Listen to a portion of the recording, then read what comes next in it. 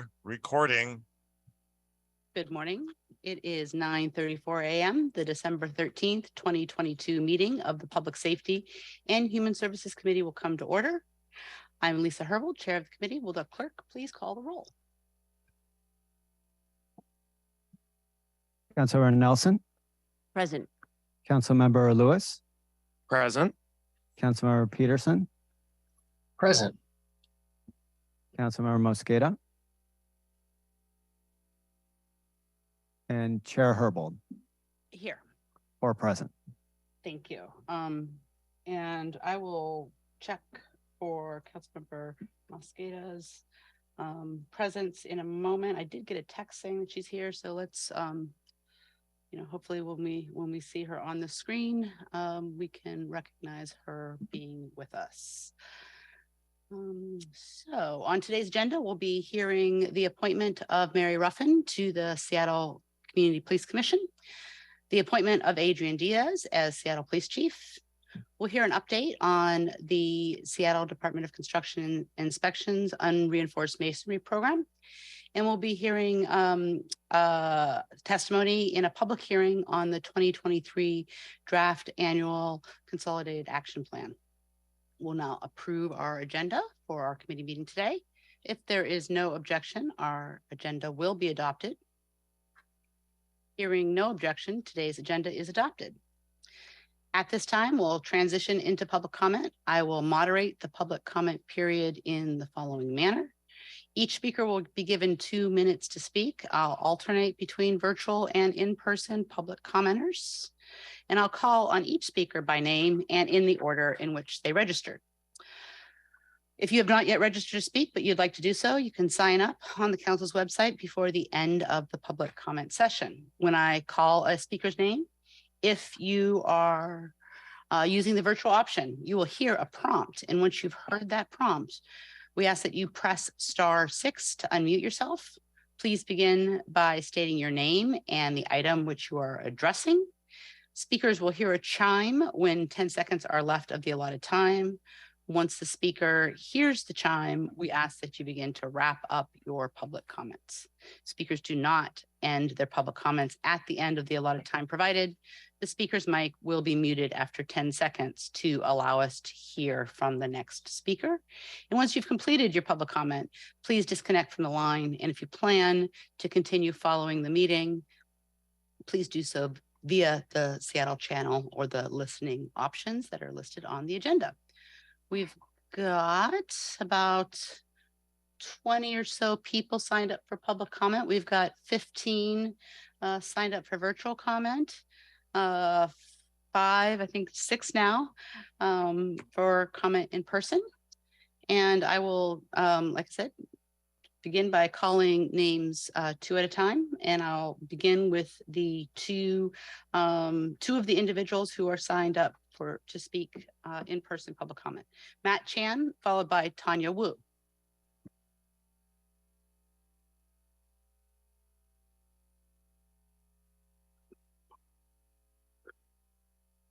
Start anytime? Yes, okay. please. My name is Matt Chan. I am an organizer in the Chinatown International District, and I'm here to speak in support of appointing Adrian Diaz as Seattle Police Chief. I've had conversation with Chief Diaz, both privately and publicly. And one of the things that impressed me during the direct action we had in the Chinatown International District about the mega shelter was that he actually supported us. He was one of the few city officials that stepped forward to say that we needed to pump the brakes on the shelter because we hadn't measured the public safety impact on the community, which I thought was a prudent thing to say. And that day he was in for his final interview, and the next day he was named the police chief. And so I thought it took a measure of courage to come out to say something like that, which is there was some peril to a statement like that. But then again, when he was interviewed by King 5 News on Friday, he reiterated that statement. And one of the things that impressed me was he said that most of the time, almost daily, he would drive through the CID to see how things were. And to me, that's an actual, that's something that's real. It wasn't a political statement. It was someone who actually cares about our neighborhood. And I think that for most of the people in the neighborhood, the seniors and the business owners, they do want police presence there. They want public safety. I know that's a contentious issue about over-policing, but in the CID, my belief is it is under-policed in many ways. So I just want to voice my support for Chief Diaz. Thank you. Next, we'll have Tanya Wu, and Tanya will be followed by Howard Gale. Hi, my name is Tanya Wu. I'm a small business owner in the Chinatown International District. I'm also on the CID Public Safety Council, and I volunteer for a group called the Chinatown International District Community Watch. We kind of patrol as an alternative to policing, and we also operate due to a lack of services. But I am here today to support Chief Diaz's appointment. He is in the community. He knows the Chinatown International District community. We see Chief Diaz frequently in our businesses, and we see him on our streets. So we know him and we trust him. We know he's respectful for different opinions and that he really cares about the Chinatown International District community as well as all communities. And more than anything, our communities need an advocate. We need allies to uplift the voices of our seniors, and especially of our business owners and residents, many of whom do not speak English. And when we really needed him, he was there for us to advocate for what we wanted and what we needed in the community, especially when we needed public safety, when we need to have our voices heard on different issues regarding the community. So he knows how to bridge that, cultural gap, that language gap. He is culturally competent. We trust him, and we really look forward to seeing him in our community and also with working with him in the future. Thank you. Thank you. Next speaker is Howard Gale. Howard will be followed by Cody Zalewski.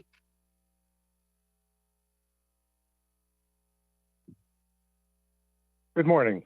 Howard Gale with seattle.gov commenting on our failed police accountability system. Your first agenda item this morning is the appointment of Mary Ruffin as a member of the Community Police Commission. I wonder if you will inform Ms. Ruffin that her role is to simply be window dressing to an increasingly dysfunctional commission that in the last few months has canceled meetings, attended police conferences, attacked people whose loved ones were killed by police. Not surprising for a commission that in nearly 10 years has not had a single person who is directly impacted by police violence, and a commission that routinely engages in non-public and non-transparent decision-making without consulting other commissioners. A recent example of this last point would be the September 29th meeting with CPC Executive Director Brandy Grant and co-chair Harriet Walden, with council members Herbold and Morales, where the Seattle Human Rights Commission was further bullied into relenting from trying to represent people impacted by police violence, the very people assiduously ignored by the CPC for the last decade. This was an action taken without the vote or knowledge of other commissioners. And speaking of things ignored, your second agenda item is the appointment of Adrian Diaz as our next Seattle police chief. In Chief Diaz's answers to the council's questions, he boasts of his knowledgeable, fact-based, and proactive stance on policing, noting that he proudly serves on the board of the Police Executive Research Forum, the national group that for over 7 years has been taking U.S. police to the United Kingdom to train on the methods used there to not kill people with edged and blunt weapons. Yet Chief Diaz has been part of and led a culture of Seattle policing that has killed 18 people suffering a mental health crisis in the last 18 years, all people with an edged weapon or no weapon at all, like the still unnamed person killed on Beacon Hill in January of this year, like Derek Hayden killed the year before, like Perry Caver killed just 6 days before George Floyd, like Ryan Smith and Danny Rodriguez both killed the year before that. You are not fooling the public by dressing up a decade of failures as something to be proud of. Thank you. Our next speaker is Cody Zalewski, and Cody will be followed by David Glick. Hi, can you hear me? Yes, we can. Oh, okay. Hello. Hello, Seattle City Council. My name is Cody Zalewski from District 4 with the Psychedelic Medicine Alliance of Washington. Firstly, I would like to thank Andrew Lewis and the Seattle City Council for passing the resolution deprioritizing natural psychedelics last year in 2021. Our city has shown itself to be on the cutting edge of treating the problems of substance use disorder and mental health crisis with novel methods, However, the city of Seattle could still do more. Codifying this prior resolution as an ordinance would continue to send the message that Seattle is invested in these profound mental health treatments. With the recent victories in Colorado and elsewhere, we strongly urge the Seattle City Council to take the small step of putting this resolution on the books for good. As the state continues debating psilocybin services in this upcoming legislative session, this brings much needed attention to the issue. Thank you, and I cede my time. Thank you. Our next speaker will be David Glick, and David will be followed by Raminta Hazelska. Hi, my name is David Glick. I'm a law-abiding, tax-paying citizen that lives here in Seattle. I live in your district there, Mr. Lewis. Thanks for coming to the meeting in person. That shows that you're a professional. I'm here to talk about public safety because I don't feel safe in this city. Haven't for years. I ride the light rail to work. And 4 of the last 8 times I rode the light rail, there were vagrants on the train that were aggressive, they were violent, and they were making everyone on the train feel unsafe. I see no law enforcement on the trains. I don't see anybody checking fares, and it's unsatisfactory. So whoever's in charge of public transportation, I think it's Mr. Pedersen, I would implore you, please increase in security on the trains. I talked to a security gentleman on the ramp one day. He said they're manned at 40%. 40%. We got to do better than that. We have to protect the law-abiding taxpayers of Seattle. My girlfriend, who recently was running on a sidewalk by Fremont, was shoved out into the street by a vagrant. She is also a law-abiding taxpayer of this city who should enjoy the rights of being safe. But we're not. She is not safe. She was almost killed by someone in this city, a vagrant. I guarantee you that person has a record. She called the police. There was no response. There was a cyclist involved in the same event. He was also pushed by this person. Think if one of those 2 people had been killed and the responsibility that would come down on your shoulders if a citizen here was killed in this city in those circumstances. So please address public safety. Be real. Take it serious, because this is not a safe city. Thanks for letting me speak. Thank you. Our next speaker is Raminita Hanzelka, I believe is the correct pronunciation. If not, please do correct me. And Raminita will be followed by Randall Woang.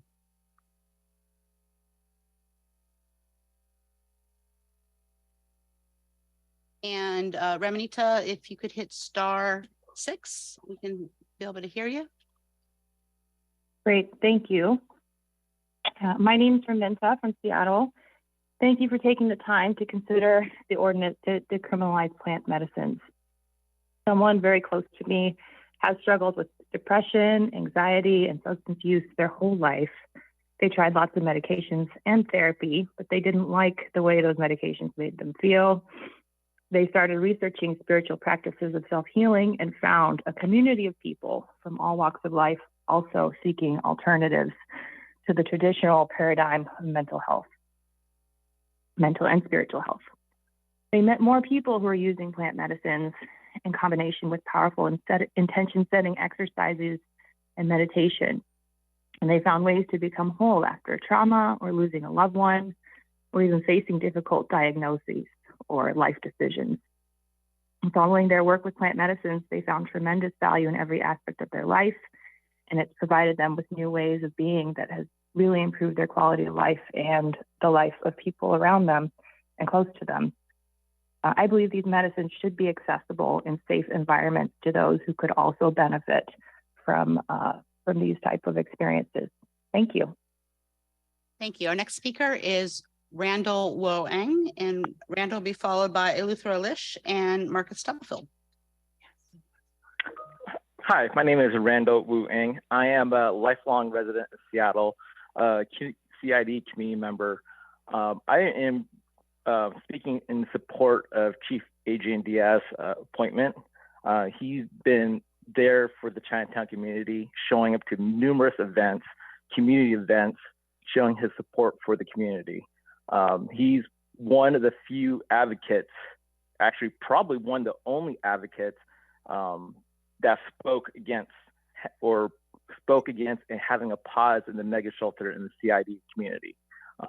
He's been in the CLPD force all his career and rising up from the patrol all the way up to the chief. He needs to be there as a true leader, and I am full support, and we do need more safety around the city. There is too much violence, too much businesses getting destroyed by all this violence and robbery theft.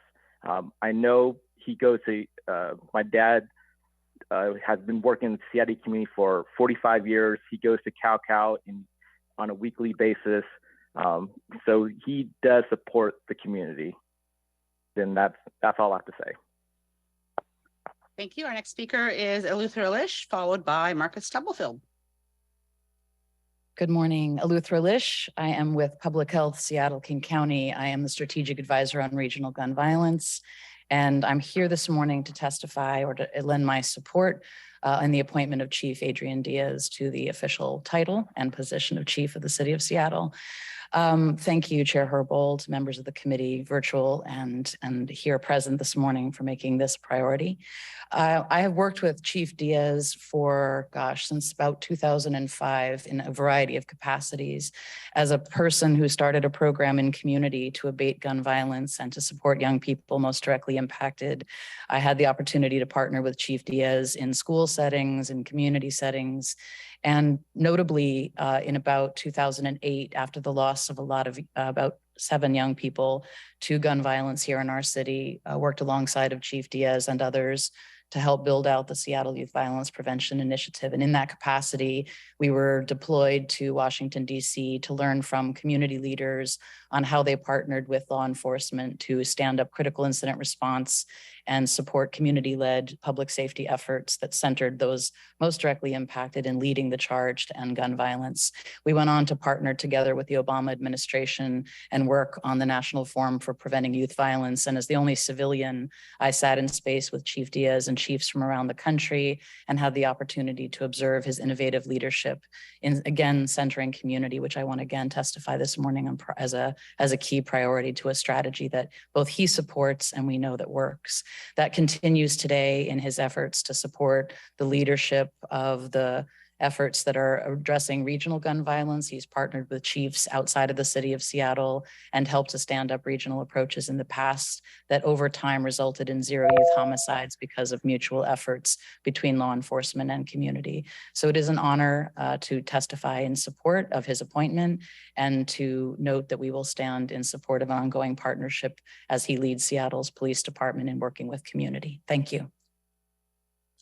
Our next speaker is Marcus Stubblefield, and Marcus will be followed by Danny A. Good morning, City Council. Thank you for allowing me the chance to speak. I'm here in support of the appointment of Chief Diaz as the Seattle Police Department Police Chief. I just have to say that I've worked with Adrian probably 25 years. Starting with gang intervention when he was a street officer, patrol officer, doing work in community, and then advancing to my current role as the Criminal Justice Strategy and Policy Section Manager for the King County Executive. I wouldn't put all this on the police chief. I would say it's a unified approach that we need to unite that. He brings strong accountability, strong leadership, community-driven approaches that I think is what we need to really make our county and our city safer. And so I just wanted to say that I'm in full support of his appointment as the chief and look forward to continued relationship as we move forward to really make our community safer. Thank you. Next speaker is Danny A, and Danny A will be followed by Anna F.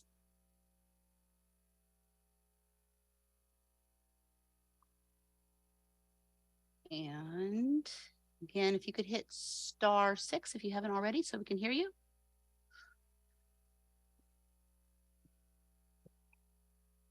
Danny A, I see you are unmuted. Oh, can you hear me? Yes, we can. Thank you.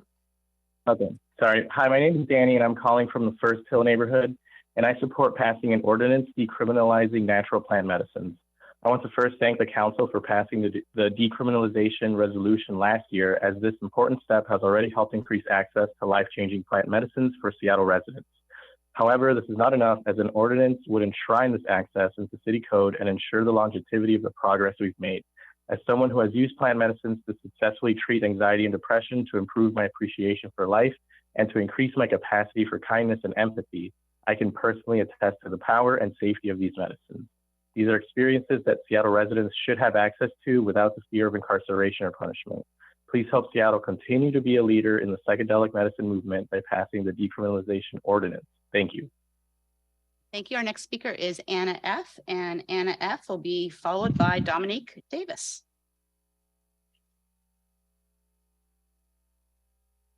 Hello. I would like to thank our Seattle City Council for passing the resolution to decriminalize plant psychedelics.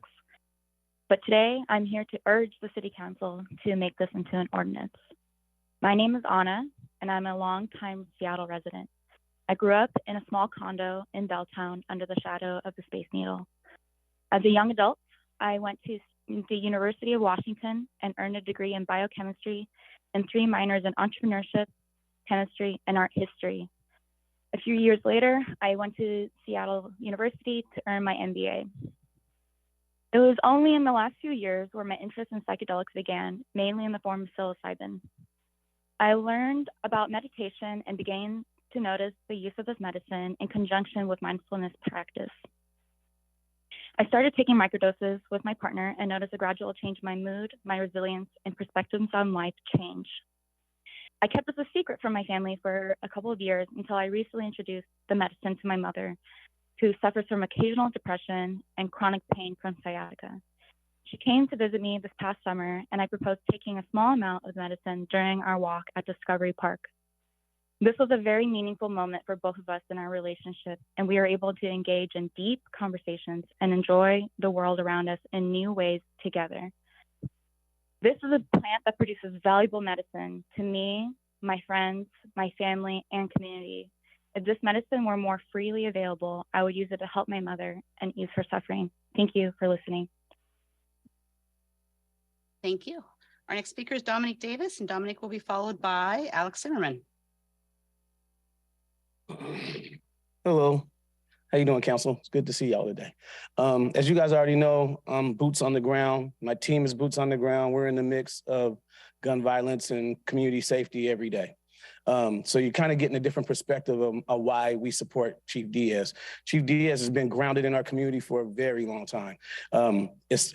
He's been connected to us for so many years, and seeing him be elevated into this position is very well deserving. The collaborations that we've been able to build, the way we've been able to work with each other in the field has been nothing more than astonishing, especially lately since he's been in this position of command. I want to make sure that we can continue this relationship because it enhances our work. When we're able to tell SPD, we need you guys to be over there or over here, it's kind of like us being put in a position of power to be able to show them how to police us, right? And to have leadership in favor of that and not push against that and say, yeah, we're going to support you guys. We'll play the background while you guys take lead. It's been awesome. And I want to make sure we continue to build on that. I don't want to go backwards. We got to keep moving forward. So I'm hoping that we can go ahead and confirm him, get him in position, keep collaborating with him, keep working with him, and his leadership trickles down to the rest of his team. And I have seen the changes since he's been in leadership. I've seen some of the attitude changes since he's been in leadership. And I got to be honest with you, I never thought that we would be able to collaborate from a community-based organization and all our partnerships at this level with law enforcement. Like, you know, it always was kind of a push against each other, and we kind of brushed against each other, and there was, law enforcement felt a little threatened that we might be trying to come in and take some of their positions or jobs. I mean, kind of playing their role, and that's not it. We have to have somebody in space that understands that we are collaborating together, working together, and this is a unified front that we need to build in order to address all the issues in our community. Thank you. Our next speaker is Alex Zimmerman. Alex Zimmerman will be followed by Liam B.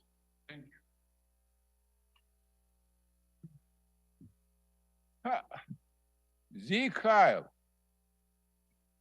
Heil, my dirty damn Nazi Gestapo democracy fascist, a mob and psychopath.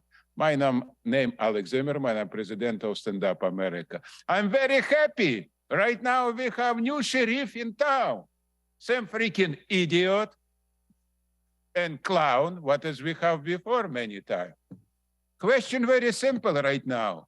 Can one clown choose another clown?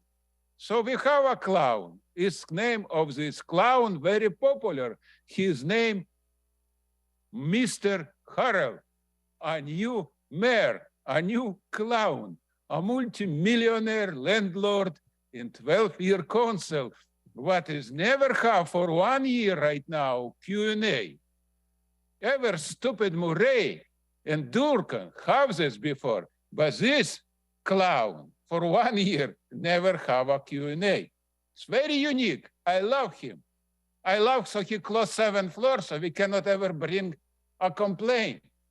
Can this clown choose another clown? It's exactly what has happened. Can be something changed? No, nothing will be changed. People will be kill one another because we have a circus, a clown, council clown, mayor clown, everybody in us government clown right now. Crook, stupid, and clown.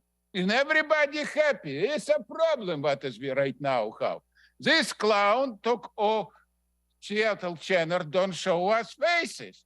Harold, clown for many years. We chose him because he's a professional crook and clown. Stand up, Seattle 750,000 idiot. Make him happy. Our next speaker, Liam B, is showing as not present. So we'll move on to Ben Surcombe. Ben will be followed by Rachel Cervenak. Hi, my name is Ben Surcombe. I'm a board member of Decrim Nature Seattle, or Psychedelic Medicine Alliance of Washington.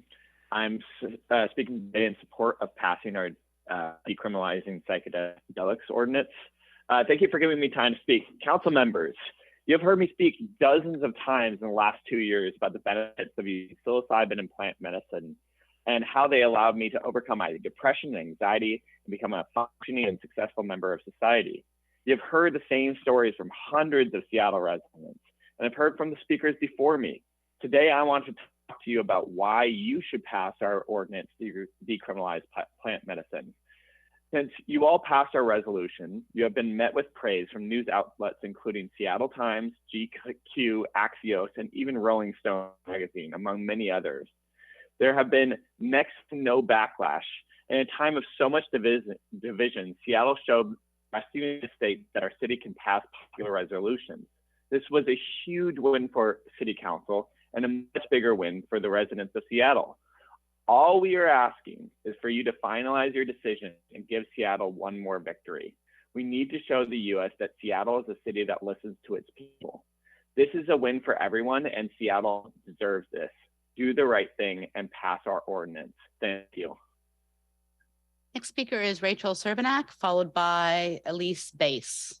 Rachel? Hi, my name is Rachel Cervenak from District 37.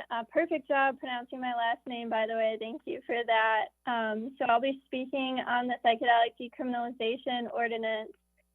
Thank you for passing the resolution in September of 2021 to decriminalize plants and fungi. I'm in very high spirits today to have been joined by many passionate community leaders.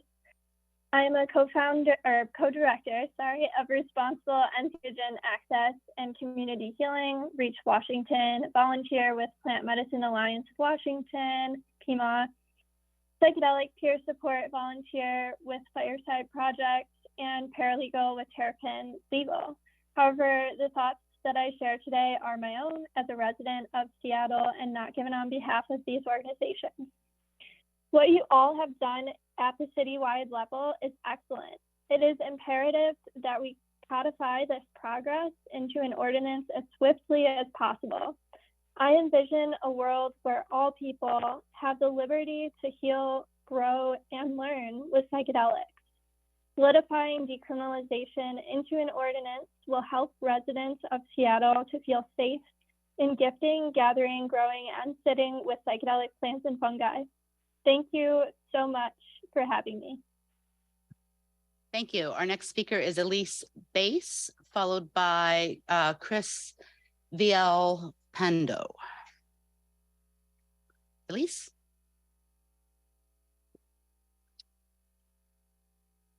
Elise, if you could hit *6 so we could get you off mute. There you go. Perfect. Thank you. Thank you so much, City Council members, for allowing me to share my testimony today. As a member of Psychedelic Medicine Alliance, we greatly appreciate the work you've done in creating a resolution to decriminalize psychedelics in Seattle. We'd like to continue pushing for the creation of an ordinance to provide further legal protections for citizens who work with psychedelics for their mental health, spirituality, and personal wellness. As you've heard from all the many people who have spoken today, I, like them, have witnessed so much growth in myself because of psychedelics. I've been able to shift my perspective on past traumas, allowing me to let go of much pain, suffering, and shame. And now that I'm on a path of healing, I'm much better able to live a full, meaningful, and purposeful life. I've also witnessed a lot of growth in my personal relationships with family and friends. It's allowed me to open up, communicate, and to share emotions. It's helped me to strengthen my patience, my compassion, and my kindness. And it's given me an opportunity to feel more love and to share more love. And because psychedelics have improved my life and the lives of others, I really humbly request that an ordinance be enacted to protect us and to further these positive changes within ourselves and within the community. Thank you. Thank you. Our next speaker is Chris Villalpando, followed by Joan Warren. Hello. Hello. Hello. Hello. Go Can ahead. you hear me? Yes, we can. All right. Thank you. Thank you. Good morning, Council. Thank you for your already stellar job in helping us get the psychedelic medicine progression going.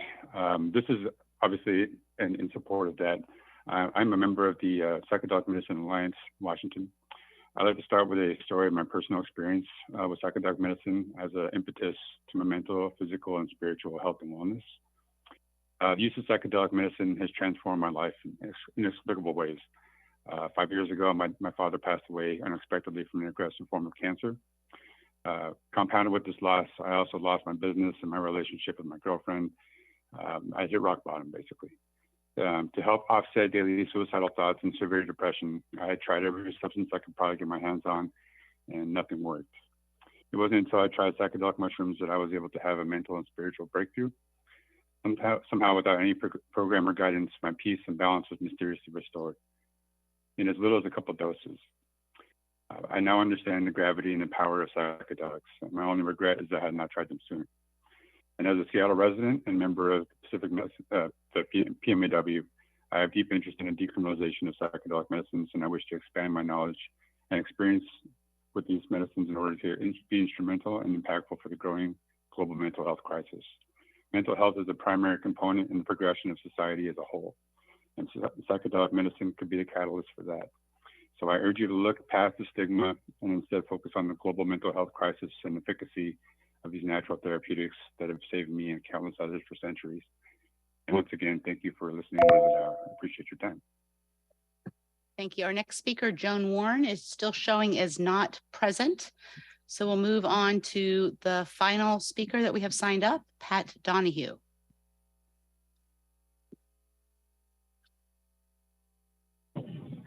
Pat, go ahead. Hey, my name is attorney Pat Donahue. I'm licensed to practice law in Washington State. I've been so licensed since 2014. I'm the founder of Terrapin Legal, and I'm a founding member of the Psychedelic Bar Association. My comments today are not on behalf of the Psychedelic Bar Association. My comments today are in regard to the draft annual action plan. Like Mr. Zalewski, Ms. Cervenak, and many courageous others, I'd like to thank Seattle for leading the charge in passing the decriminalization resolution. I do agree with everyone who's spoken today that the city can do more to continue to lead the nation down this healing path. I encourage Seattle to codify the resolution and enshrine the protections as been proposed by the Psychedelic Medicine Alliance of Washington. Thank you very much for your time and attention. Thank you. That is the last person that we have signed up that is showing as present. We have two speakers still not present, so With that, we will conclude the public comment part of the meeting and move on to the regular items on the agenda. Thank you, everyone who joined us both remotely as well as in person to participate in public comment today. Will the clerk please read in agenda item number 1? Agenda item 1, appointment 02422. Appointment of Mary Ruffin as member, Community Police Commission for a term to December 31, 2024. Thank you very much, Mr. Chair. We are joined today by Community Police Commission Co-Chair Joel Merkel and Newell Aldrich of my staff to present this appointment. This appointment is a council appointment, meaning the council is the nominating authority. Co-Chair Merkel, could you start us off by briefly speaking to the work that the CPC does as a sort of orientation for members of our viewing public? And then after you do a quick overview of the work of the CPC, Newell will introduce the appointment. Thank you. Thank you, Councilmember Herbold, and thank you for inviting me to speak today. My name is Joel Merkel. I'm co-chair of the Seattle Community Police Commission, and I'm pleased to be here today to speak to Mary Ruffin's appointment. The Seattle Community Police Commission was constituted under the consent decree with the Department of Justice and then made permanent by the 2017 Accountability Ordinance.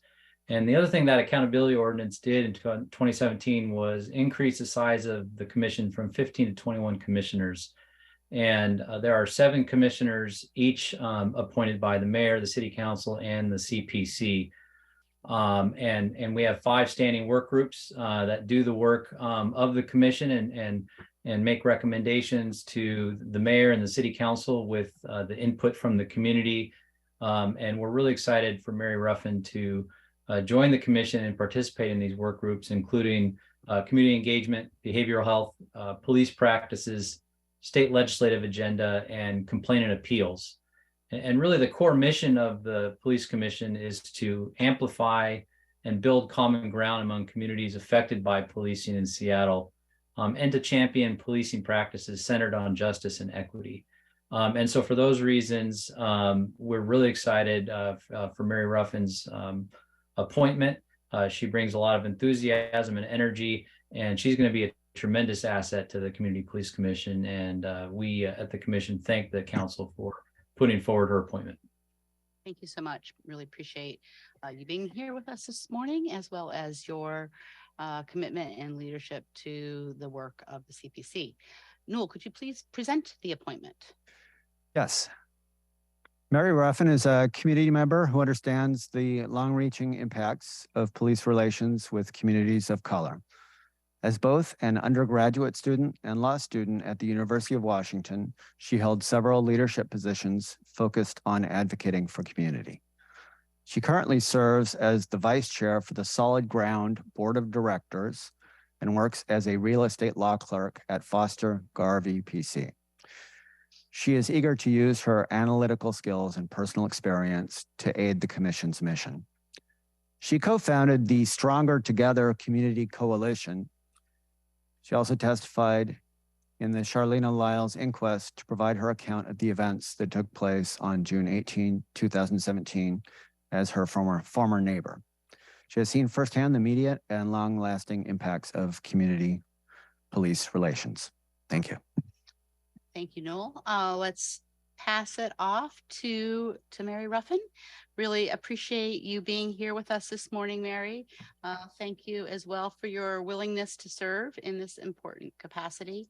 And really excited to have you join us and have you join the CPC and use your experience understanding the long-reaching impacts of police relationships with communities of color.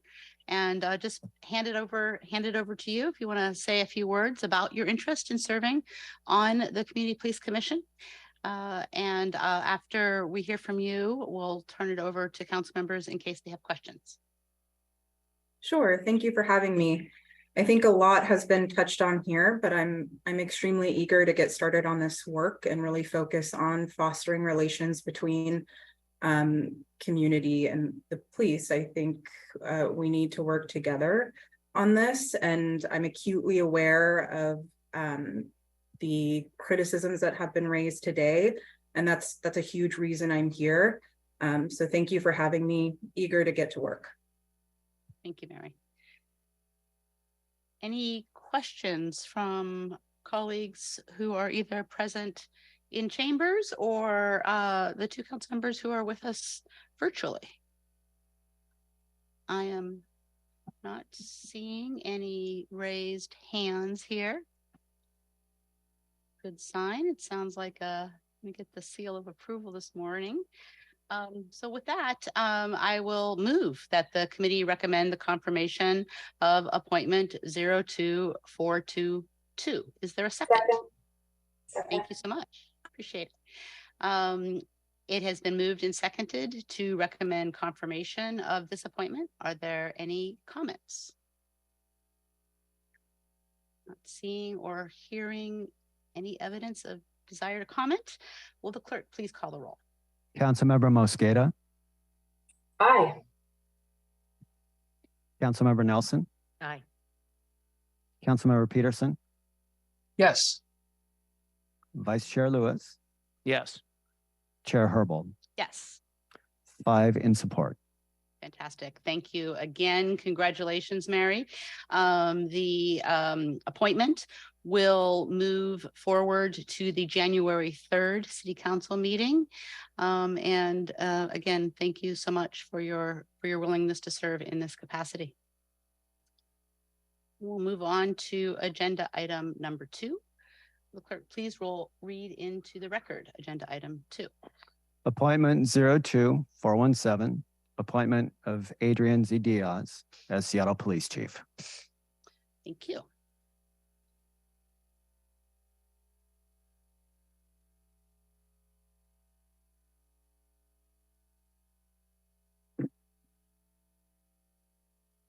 Good morning and greetings. We are joined by Interim Chief Adrian Diaz and Senior Deputy Mayor Harrell. Thank you both so much for being with us. Just a couple quick words for the viewing public as context.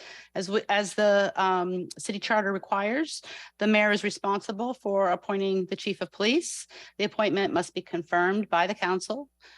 Mayor Bruce Harrell announced his appointment of Interim Chief Diaz to the position of permanent chief in late September, and did so in accordance with the process established by the charter.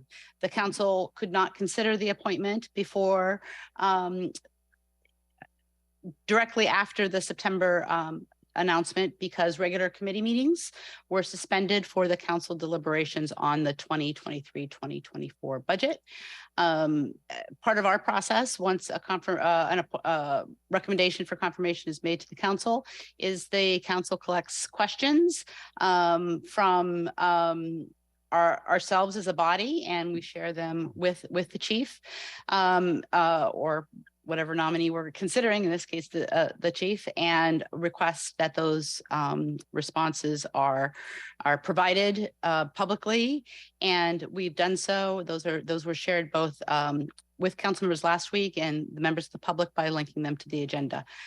And with that, I'll turn it over to Senior Deputy Mayor Harrell, who I understand will present the mayor's appointment. Excellent. Thank you. First of all, thank you to the committee. A special thank to committee Chair Herbold and Council President Juarez for serving on the search committee for our next police chief. And also thank you to the committee. I know that this is a lot of hard work to do right before the break, and I look forward to us all getting a little bit of downtime as well. I am honored to present Interim Chief Adrian Diaz as our permanent chief. As you can hear from some of the comments earlier today, he has had a strong commitment to community that didn't begin just when he started as interim chief, but that has been his entire career in policing. And you can see the fruits that have come to bear with our communities and building that trust with our police department. Chief Diaz has had national leadership on policing and accountability.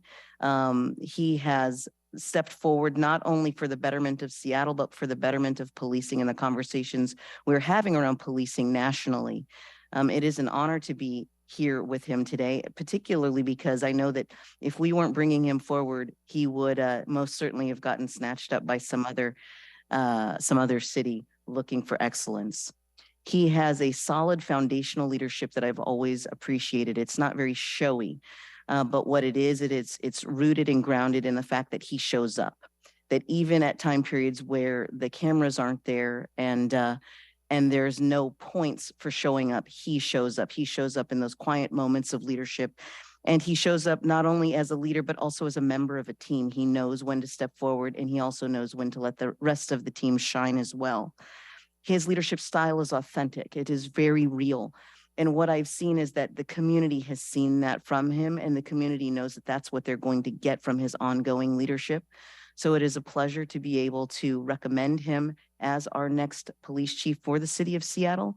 And also to know that we have a good future in front of us with him in this leadership role. So with that, thank you, Council Member Herbold, and looking forward to working with you through this process. Thank you. And before we open it up for questions, Interim Chief, hopefully soon to be permanent chief, Interim Chief Diaz, take it away. Well, thank you. Thank you, Councilmember Herbold, and also to all of the council members that provided input in the search process. Obviously, it's been a long couple of years since I took over. And in taking over, I knew that I was, had big challenges ahead, but we were able to establish a lot of relationships with the city council and really figure out how we actually move public safety forward. So I really appreciate the city council's leadership and where we're at today and all of what we've been able to accomplish. And my biggest focus is always making sure the department is focused on their mission, and that's helping people. You know, one of the biggest things that I've done over the course of my career is really make sure that, I started doing a lot of youth violence work, a lot of community work as the senior deputy mayor noted. And that has really been the foundation of really trying to make sure that I, help the community out and figuring out how can we actually make sure that the community is thriving and being able to be successful in everything that they do. When I start to look at all of the challenges that we've faced and to where we're at today, we still have many challenges ahead. I have a staffing challenge. I have violent crime that's also rising. But some of the things that we're making some very, very significant marks. In the last 3 months, we've actually seen violent crime down 23%. And that is a huge win for all the officers and everybody that is going out and trying to do the hard work to make sure they're solving crime and making sure that they're making the city safe. But not only are we seeing crime statistics, start to kind of level off in a good place, we're actually seeing some of the other crimes that are going on. And we need to make sure that we encourage people to report crime. And so, this is going to be our push to make sure that people are reporting crime. We know that sometimes our response times are longer, but we really have to understand how we actually put the people in the right places at the right time to help drive, overall crime down. And I think that's really part of this rebuilding of the department. And also right now, we've had a lot of challenges in our detective units, but I've really reestablished certain units and made sure that they're on the right path, but also taken a good global overview of the whole sections to make sure that we're also rebuilding them in the right manner. We're training our officers in the right manner. We're giving them the proper equipment to be successful, to make sure that the city is safe. So I really, again, just appreciate the mayor, I appreciate the senior deputy mayor that have been, steadfast in their support, and also the city council that has also pushed me to the point where I am at now and under review of this honor of being the police chief for the city of Seattle. So thank you. Thank you. Just want to recognize too that in addition to community members that we've heard from here today, representing the CID, representing folks who are doing really groundbreaking work in gun violence prevention. You are very well loved in my district, particularly in the South Park community. I think when you go to South Park, if they could lift you over their heads and fet you as a hero, they would do so every time you came to the neighborhood. You've done deep community relationship building and done really amazing work with the youth in that community. Also want to give you public recognition for the fact that it was a long-standing priority of this council to re-stand up the community service officer program. It did not happen as quickly as we'd like due to no reluctance on your part at all, and really appreciate the work that you've done hands-on establishing that program and reestablishing that program. So thank you. With that, I will see whether or not my colleagues have any particular questions that they would like to ask. Yes, Councilmember Lewis. Thank you so much, Councilmember Herbold. I do just want to start with a clarification because some comments were raised in public testimony before the hearing that the chief had actively opposed a project funded by the council and the county to provide places for people with severe mental health challenges or other public health related situations to get out of tents and inside. And I just want to give the chief a chance to clarify whether he had actively undermined a council and mayoral priority in the community. I don't think that's the case, but there were assertions made to that effect, and I want to give the chief a chance to clarify. Yeah, thank you, Councilmember Lewis. I did not undermine the council and their position. I had some great concerns with just the amount of shootings that we've had in that community. We have over 50 shootings or shots fired in that community, and we have to make sure that we, are putting the right services and the right things in place to ensure that community thrives. There are many concerns that we're hearing from community members, from our senior citizens walking down the street feeling unsafe and also feeling like they've been criminalized, and we put a lot of services in that location. I've actually been a part of the Salvation Army, and so they've also have a location just right south of that area, and so we want to make sure that we're putting in the right places for housing and unsheltered population to deal with the unsheltered population. So those are things that I'm very, very strong components of making sure that we're as a city, we're making sure that the people are getting the right services in the right areas. The one thing that I can tell you is that it's really trying to be mindful of the overall public safety components of it and making sure that we're at the table to address those issues in a safe and adequate manner. And that's the concerns that I did raise. But those are things that we would normally address in any part of any project that would be throughout the city.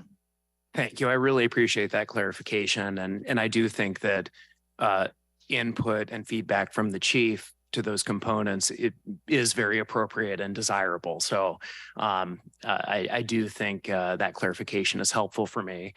I do want to talk a little bit about staffing.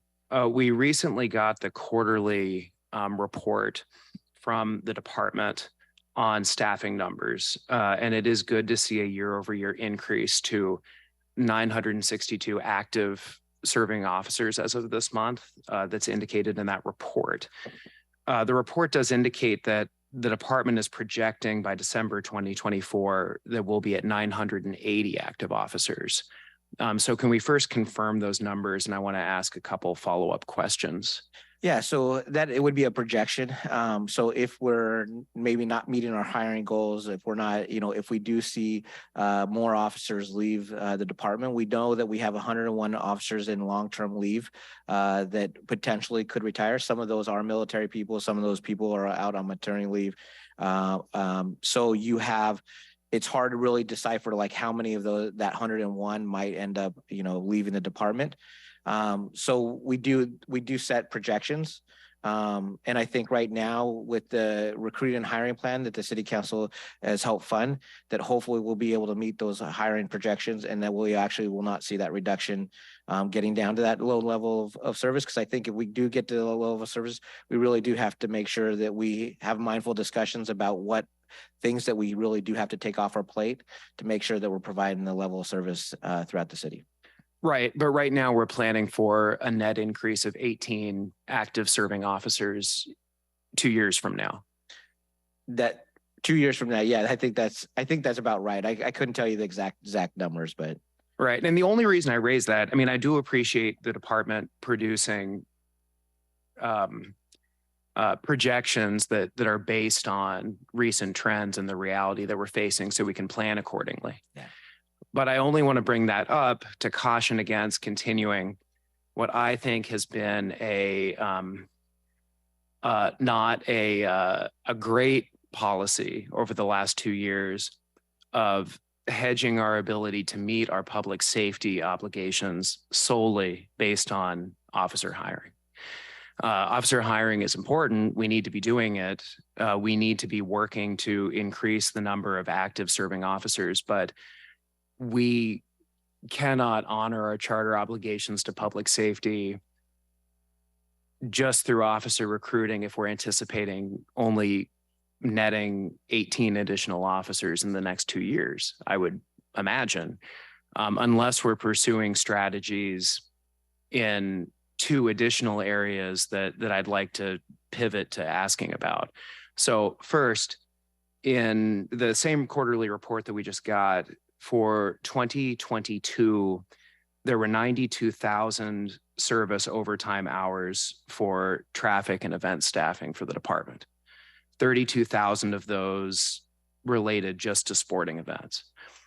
And all of those hours aren't going to be able to be displaced through alternatives to police officers, but I would imagine a significant portion of them could be. And the first place I would think, and I get this a lot in the community when I'm talking to business owners or other folks who have recently been the victims of a burglary, and then they go to a Seahawks game and they see police everywhere, and it's a big point of community frustration. So I would think first, figuring out ways to cut down on redistributing those 92,000 service hours to higher acuity priorities in the community. And so I want to ask about that and then pivot to a different topic. But event and traffic staffing and redistributing those service hours to other priorities would be the first question, and what your strategies to do that are. Yeah. So, as we look at some of these events where we bring in anywhere from 40 to 60,000 people, we also have to have great concerns of any potential act of violent acts that could occur in and around the area, from a vehicle, coming through barriers to a variety of different other aspects of this. So we do have to make sure that we do have officers in and around. The other component of now that some of the parking enforcement is moving back and we can get them upstaffed. I believe that they're short a significant amount of personnel, but we can upstaff them and be able to utilize them in the right manner. That helps us being able to reduce the amount of footprint that our patrol officers or our officers are spending. And I know that many of the times that we're actually utilizing a lot of officers, we're using them on an overtime basis because it's usually on a Friday or Saturday and Sunday day. And people need that time off as well. So we're trying to make sure that we're balancing the wellness component of it. So we've actually purchased and utilized barriers to help us, use less personnel in those areas. But so this is a challenging component of it. The other piece of that is some of those hours are reimbursable. So it's not that money would come to us where I could take that 30,000 hours and be able to put it somewhere else into patrol, because those are reimbursable from many of those sports teams, and unless the city council would then fund that completely separate and be able to take that money and be able to utilize it in other. But right now, our officers are working just in patrol shifts. 99% of all of our shifts are being augmented. So you're right you're right. I love to figure out what alternative responses that we can do to help leverage out our patrol staffing. But we also have to know that our patrol staffing is also having to work everyone's having to work that double shift because just to keep things safe and going on the street. So we really have to. So I do spend a lot of time thinking about how do we hire people as quickly as we can, because we will burn our people out.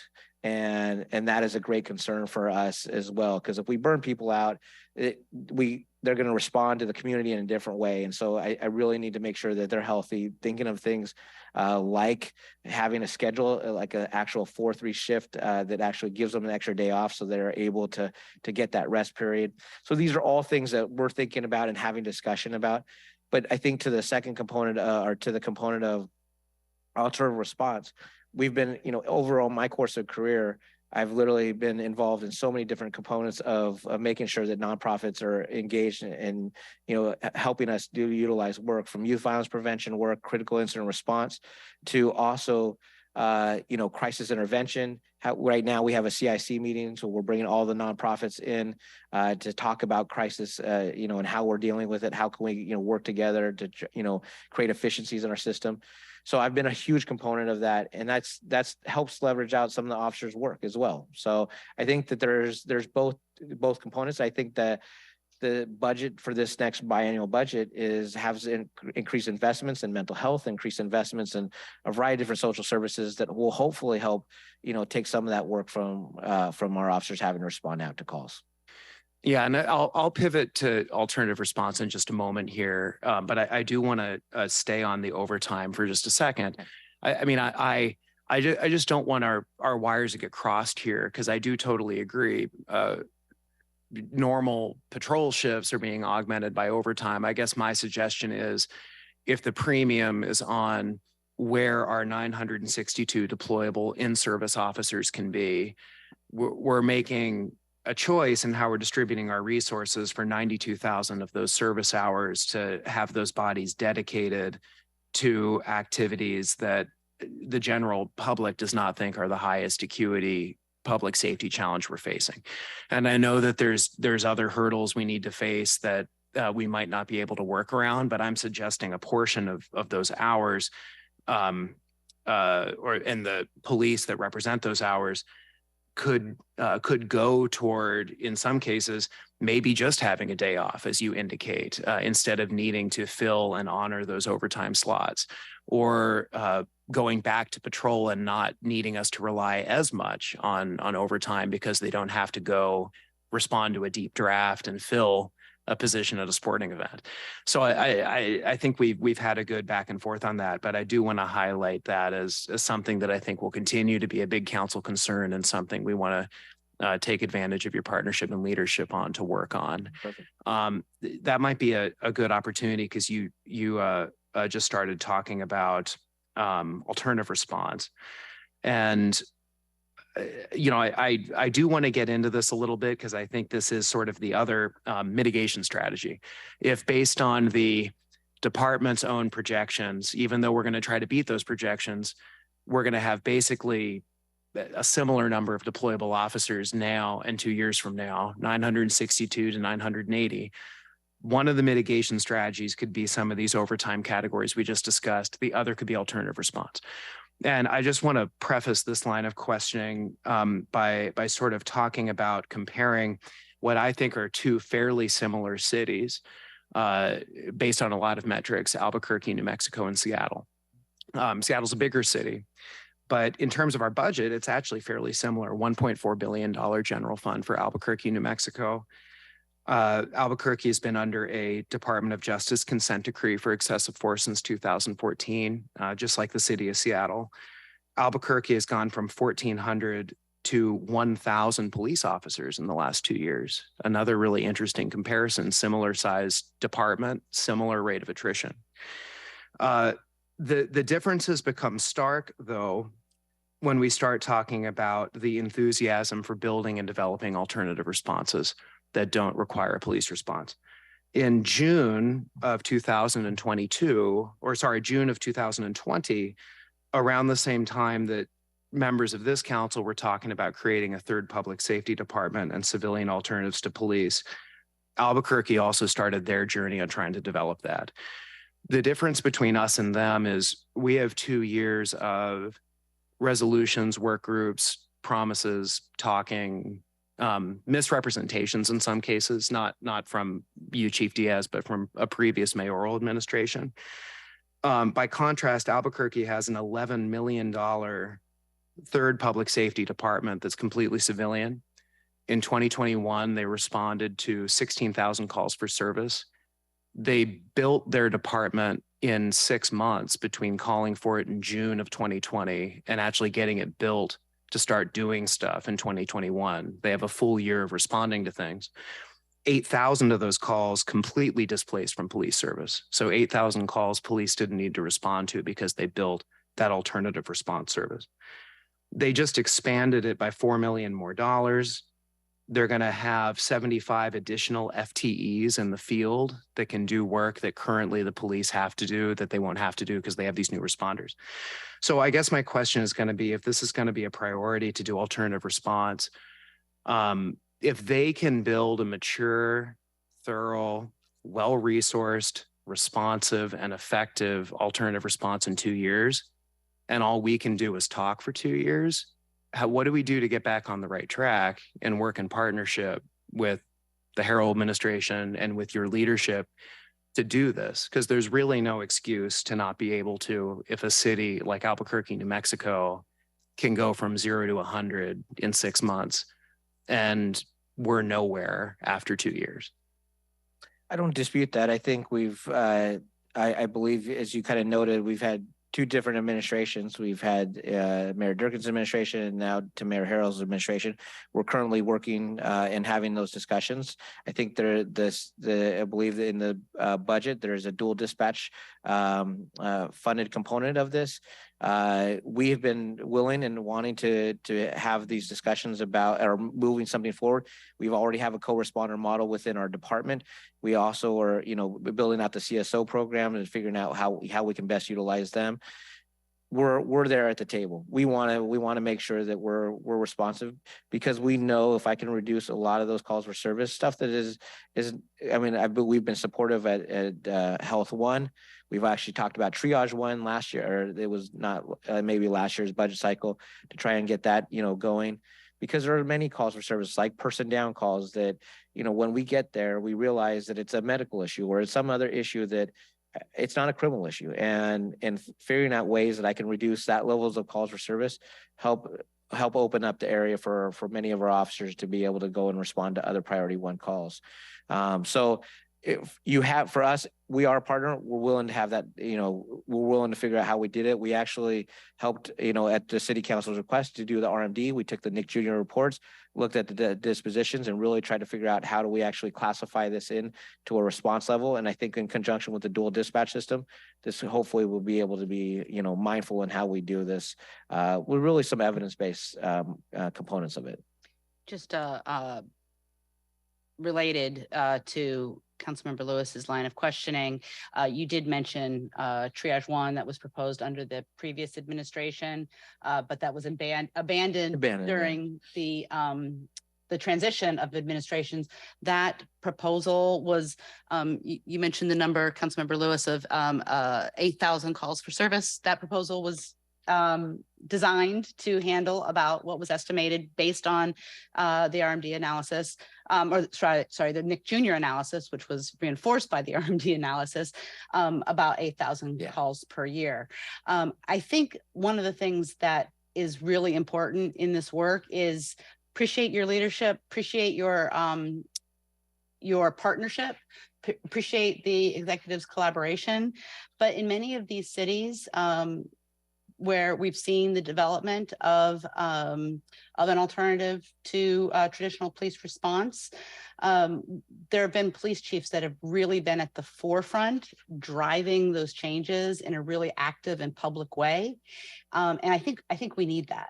We need not only your participation and collaboration, we need you to also be, from a public safety perspective, driving these changes, because there are only so many calls for service that our current police officers can address.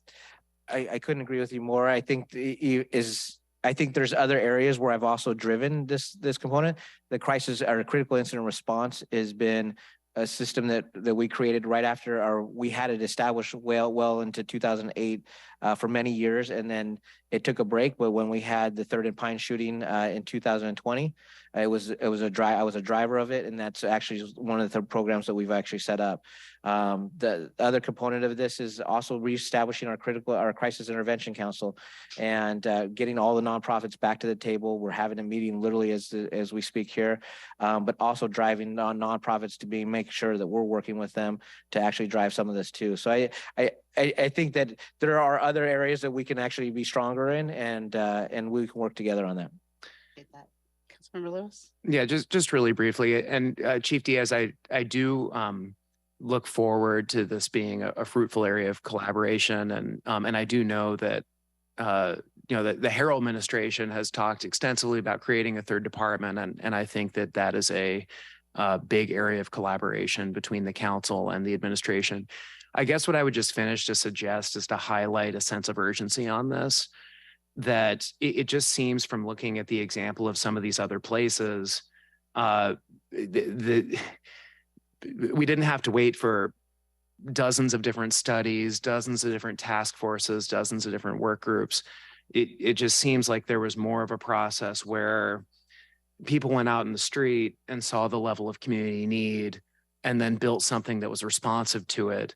Because look, if you're, I mean, just from the conversations that I have in the community on a regular basis, like if you're a business owner that has to negotiate every single day with someone who's camping in front of their business, and we're just up here hemming and hawing, looking at PowerPoints, talking, like it's incredibly frustrating, understandably. And it's embarrassing for the city to basically just stand there and be like, well, gee, I don't know, we can't really arrest this person. They're going to be released from the King County Jail within 24 hours anyway. Oh, I can only really book them for trespass or obstructing the sidewalk. Guess there's nothing we can do. Here, call this number. And then you call a line that goes nowhere to try to get some kind of social service worker. And it breeds incredible frustration. Like, we know what the need is. We have this massive volume of people in the city that have very significant public health issues. And in a lot of cases, they're committing high volumes of low-level offenses. And we have a lot of presence, but not much engagement. We have a lot of people that are around kind of looking at the situation. But they're not in a position where the police really feel like they can effectuate an arrest, or there's not the provider that has the necessary expertise in the moment to be able to effect a resolution with that particular person. And none of it is hooked up to 911 except for the police. So again, just to bring it back, if we're going to go from 962 deployable officers to 980 in 2 years, we have to do something in addition to our hiring and recruiting goals. That metric alone is not going to be enough to meet our charter obligation on public safety. And we look forward to working with you, working with Mayor Harrell, to build a third department and just build it like Albuquerque built it in 6 months. Like, not build it sometime in the future, not wait for another report, but build it, because the people in my district can't wait anymore for this. They just can't. And I'm not going to curse on the council dais, but they're upset. So I'm just going to leave it at that and say, I will vote for your confirmation. I look forward to working with you. My line of questioning today has been tough, but I know it's because you're a servant leader. You can take it, and these kinds of tough conversations are what you're signing up for. Yeah. And we're going to work together in good faith as a department and a council to focus on these problems. And these are the things that I'm going to keep pushing on next year, and I look forward to working with you to get them done. So thank you so much. I appreciate it. Thank you. Hey, I have a couple questions, but I'm holding my questions until other folks who might have them. I don't have a question. Okay. All right. So shifting a little bit to the issue of investigations. We know again that the department has significantly fewer officers than it did at the start of 2020. And you have, I think, wisely worked to shift resources to patrol so that we have the resources to respond to high priority 911 calls. But that has resulted in some deficiencies in investigative units, particularly as relates to gender-based assault. And I'm just wondering, the mayor's executive order regarding sexual assault aside, what are things that you can do within the department to address some of the staffing issues? I know you've done some things already. I don't know that the general public is aware of them, but maybe you could just share with us what you have done and what you're planning on doing. Yeah, so we had to aggregate many units that, currently we're doing a lot of more in the operational side, from our vehicle traffic unit to our anti-crime team to our bicycle units. We end up, really consolidating and right sizing the department. So having certain amount of like sections in certain bureaus to try and consolidate the leadership style, because once you find that if you have 5 captains that are overseeing a section, or 1 captain overseeing a section, and you have 5 sections, that requires 5 captains, and personnel shrunk. I didn't need that many. So it's really about trying to make sure that I right size the department, because we've seen a reduction in the amount of officers that we have. So that's one component. All of the people that were left from specialty units, such as investigations, actually have returned.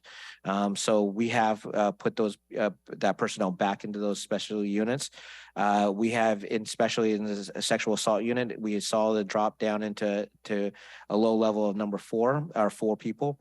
We've now up to 8 people now in a very, very short period of time. And then each of the units that we're looking at identifying. So we have somebody from ASU that is doing kind of an overall assessment of our sexual assault, anything from training, how we train our detectives, to just how we approach our investigations, how we look at it from a trauma-informed approach. We've actually already did a first assessment of case reviews with the Washington State Criminal Justice Training Commission, and we're going to hopefully be able to get some recommendations from that and be able to implement it. Some of that is related to training, and just how we train our patrol officers, which is something that you've discussed greatly with me about, just providing training for patrol officers in sexual assault, and making sure that we have a trauma-informed approach. And so that is just with the sexual assault, but we're actually doing this across all investigations. So we are bringing in a group of people that are actually going to be able to do a full review, and then figure out what recommendations or what things that we're doing right, because we also know that there are many areas of our investigation that people are doing the right thing. They're just short staffed, and they're not able to do some of the extras that we really would like to do. So as we build that investigative units up, that what are the things that we really want to make sure that they're doing. And so again, I've had to shift personnel. I've had to restore some of the personnel back into those units. And I know it's going to still be a little bit of a challenging time, but every month I'm actually putting people back into some units, partly because some people are getting promoted, or some people are leaving the job, and I'm actually having to refill, some of those spots. But what that does, that brings new energy into the units. It really does create a different perspective and different light because of other people's experience. And so that will hopefully really help drive our investigative rebuilding. Thank you. Another question I have is in the area of police accountability and discipline. I'm just wondering if you could speak to your approach to officer discipline. As chief, you are ultimately responsible for discipline. And just as a bit of context for my question, a recent Office of Inspector General discipline audit showed that SPD police chiefs, not just you, but historically, are most likely to choose the lower end of the discipline range that is recommended by the discipline committee. Wondering whether or not you could speak to the criteria that you plan to use as permanent chief to determine discipline. Yeah, and from that, I think audit, I believe they just reviewed 5 cases of my discipline. I think there was 2 on the low end, 3 on the actual top end. It could be vice versa. I can't remember exactly, but I was right in the mix of kind of almost in the 50-50 position. I've had to make quite a few terminations. Probably I know more than any other chief in my time, and I've had to make close to 24 terminations in just a very, very short period of time, which is unheard of. And not because I enjoy it. It's surely not something I enjoy, but it is the officers or personnel have made an action, and they need to be held accountable. And when I look at certain things, I look at what the action is. Dishonesty. I always tell people, if you lie, you die. I mean, that's just I can't have level of dishonesty in the department. The second component that I look at is if you're racist or you make a racist comment, you're done as well. And then the third is I look at crime. And so I've literally made those terminations, and I've held people accountable for a lot of their actions. I also try to make sure that I'm holding our supervision accountable. So, when supervisors are not, supervising, sometimes those actions of an officer needs that supervisor to just tell them, no, you're going in the wrong direction. And it's hard for me to discipline that officer when I know the supervisor was actually at fault. And so I've really tried to make sure that I'm holding our supervision accountable all the way up from sergeant, lieutenant, captain ranks. And even an assistant chief where, I've had to make demotions or I've had to get rid of some of our civilian command staff in certain positions. And so those are things that I'm always thinking about to make sure that our department has the right people in the right place. When we look at across the discipline, there's some levels of discipline that I'm looking at that, they might be low ends because they haven't had a history or an issue. They've had done really good work. It was, something that, that just, they were rude and I'm going to put them on a low level of maybe a written reprimand or an action, or sometimes it's retraining. But I'm also looking at it, if there's a pattern or history, then I've got to also figure out how to intervene in that situation. I had an officer that had never used a cuss word, but what he found himself doing was he was just rude, and people felt that there was a level of rudeness. But it almost got up to close to a termination because of the how many times he had been involved in doing that. I actually put kind of a different type of discipline. We're a little more of a restorative approach to it. I gave him 30 days off, but what I did was I put several stipulations for him to accomplish. And now that officer has been restored with not a complaint over the last 2 years. So you really have to think about how do you get the officer back into a working function where they're actually doing really, really good work, because at the end of the day, that's what we want for our community. But then when their officers' actions have now caused, caused issues and trust with the community, then those officers need to go. And I've held true to that. And a follow-up to that, one of the recommendations coming out of that OIG audit was more transparency in the closed case recommendations, or the closed case findings rather, more transparency in what the recommended discipline was. So similarly to the fact that our OPA ordinance requires the chief to notify a number of parties in a case where they are reversing or making changes to an OPA disposition. The recommendation of the OIG was to make more transparent what the range of recommended discipline was. But again, in the closed case summaries, so the identity of the officer is protected as in the other information that is in that report. And I'm wondering, would you support a change like that to create more transparency in that area? Yeah, I haven't looked at honestly, I didn't look at that component of the report to know whether I would, for me, we do look at a proposed level of discipline. So sometimes it's like written to 2 days. And if that is what, the community wants to know, then that is, that works for me. To understand, I've always stayed within the level of proposed discipline, is that I don't deviate, and from that. I've actually gone higher in some cases because there are certain things that I felt that warranted a higher level of discipline. But we would work with the OPA director, Betts, and figuring out what that looks like. Thank you.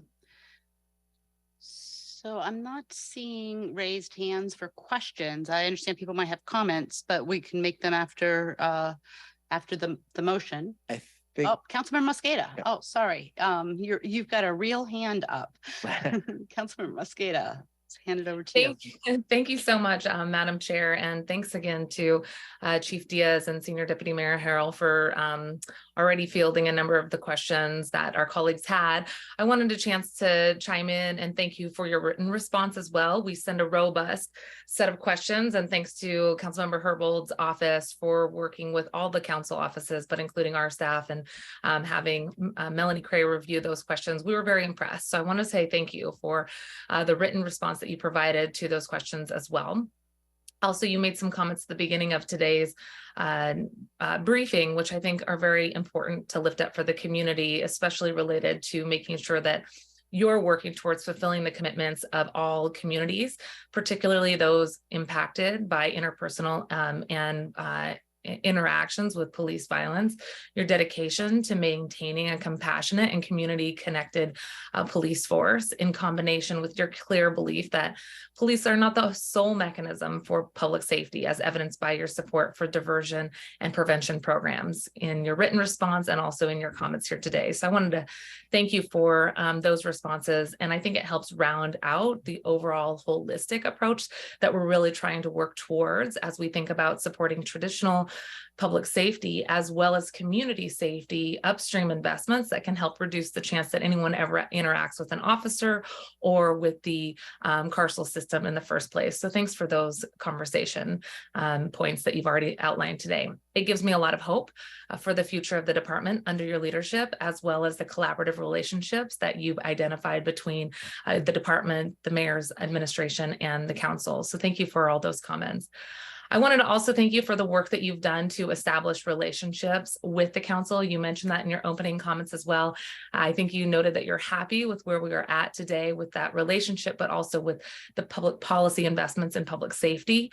And I think that's really important to underscore and to lift up. You would think otherwise if you only read the Seattle Times editorial board or some of the recent local TV news coverage on cable. So given the misinformation that is being spewed, that comes sometimes from within our own city council chambers, I think that clarification is really critical. We in my office really have appreciated being able to work with you in addressing what you have identified as your top priority, and that is improving public safety and reducing crime. And your vision about standing up alternative responses, even with the tough questions from Councilmember Lewis and under the leadership of Councilmember Herbold, you've continued to come back to the vision and wanting to fulfill that vision. So I really appreciate that.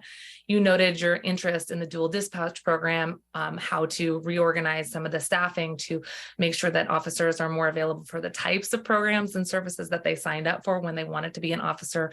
So I appreciate that vision and look forward to working with you to fulfill that. And you also noted that under your leadership, we have seen violent crime reduce by 23% in the recent months. And I appreciate that you and Mayor Harrell and Senior Deputy Mayor Harrell as well are continuing to lift up this information, because violent crime being down 23% is a very good indication that we are working towards addressing this epidemic of crime that is facing our country. And I think as a country, we are all still grappling with how do we do more upstream investments to make sure that people have the security that they need, whether it's housing or economic opportunity, access to mental health services, and in combination with investments in the full officer retention and recruitment funding that's being requested. I'm hopeful that we will continue to see crime decrease under your leadership and in partnership with the council.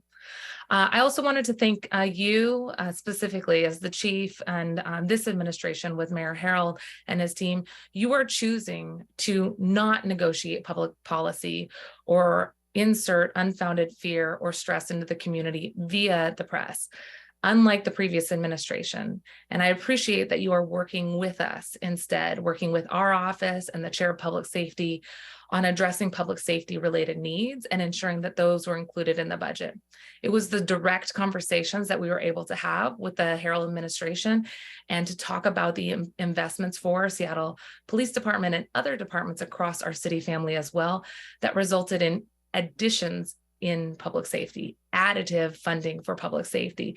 It was direct conversations with us and the executive team that I think helped us find common ground in a One Seattle style approach to gain public safety investments in the budget. So I wanted to ask you if you had any additional comments that you'd like to offer. I really appreciate you being at the bill signing and for your leadership and showing up there for the final biennial budget that was signed.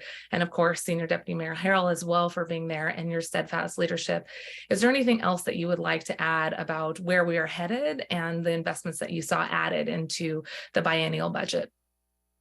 No, I think right now we have built these good relationships. I think you've noted every aspect of what we're trying to do and strive for this city's in public safety and making sure that we're putting the right investments in the right place. For my job, for me, it's really about, I look at several different markers. I look at, the amount of guns our officers are recovering as a marker of how we, work to try and bring, violent crime down. We're actually almost about 30 guns short of the amount of guns that we recovered when we had, full staffing in 2019. And it's a remarkable feat for the officers and the hard work that they do every single day. They're responding to crime, they're going out and doing the work.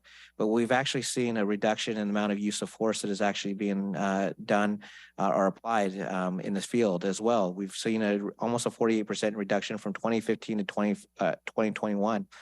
And we're also seeing the complaints of of officers' complaints drop drastically as well. The complaints that go to OPA. And so, as a chief, these are the things that you want. You want officers to go out and do the good work that they're doing, recovering guns, trying to drive down crime, but you're also seeing they're doing it with less force and they're doing it with less complaints. And so those are the things that, as a chief, that we want to make sure that we're doing for the city, that we provide the highest quality of public safety and service. And, there's still a lot of stuff for us to do and still accomplish, but we're going to continue. If we do this together, I think we will be able to have an extremely safe city that Seattle once knew. Excellent. And if I may, Madam Chair, just a few more comments and questions. Yes, absolutely. Okay. Thank you. Thank you, Chief Diaz, for that response. And I look forward to continuing to work with you. As we all know, budgets, just like any piece of legislation, are iterative documents. They can always be improved upon. They can always be changed. And as we have done with every other department, we annually look to see what we need to do to make additional investments and reshift priorities within the department. So that commitment is true for Department of our new Department of Public Safety that we want to stand up in the future. It's going to be true for the Community Safety and Communications Center, and it's true as well for the Seattle Police Department, as well as any other department.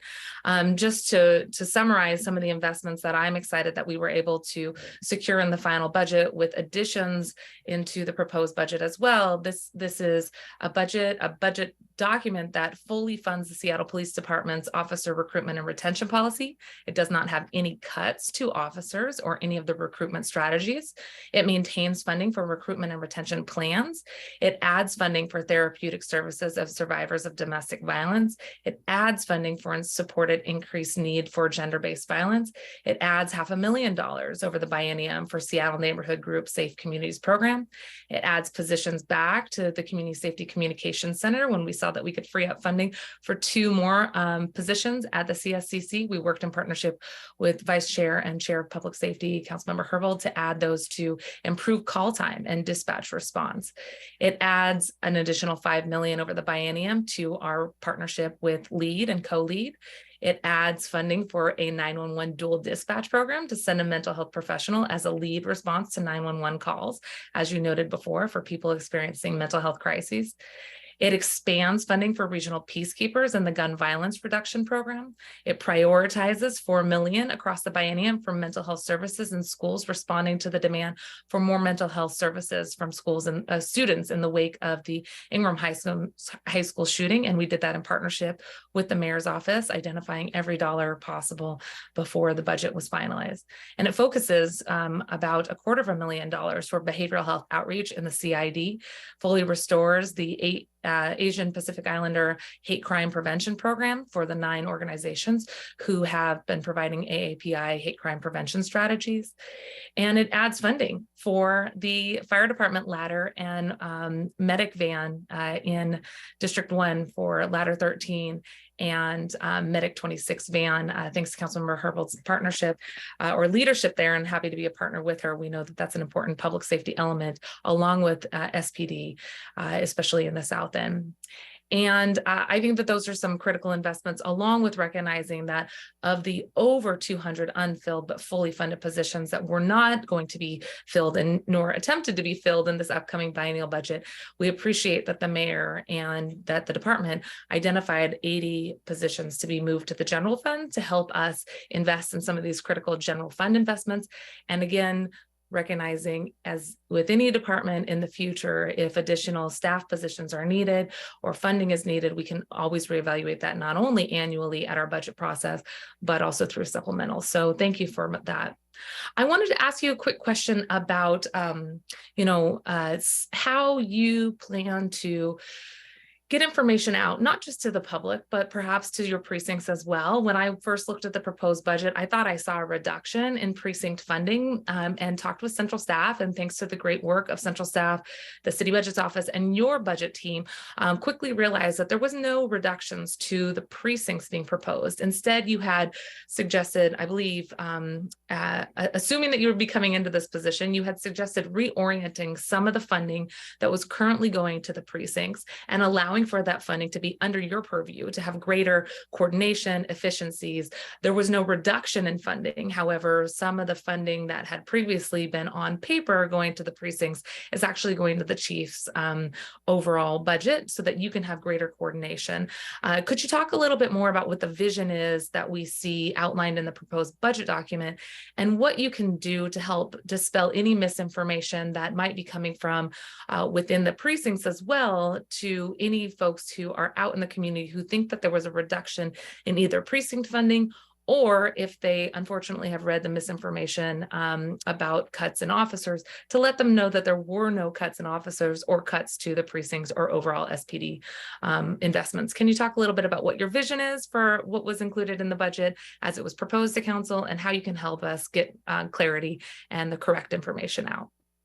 So when I took over in 2020 and we had the COVID cuts and some other cuts that occurred, I really had to make sure that I kept a mindful eye of every aspect of what was spent and what dollars were going, and who was spending it, from overtime to equipment purchases, et cetera.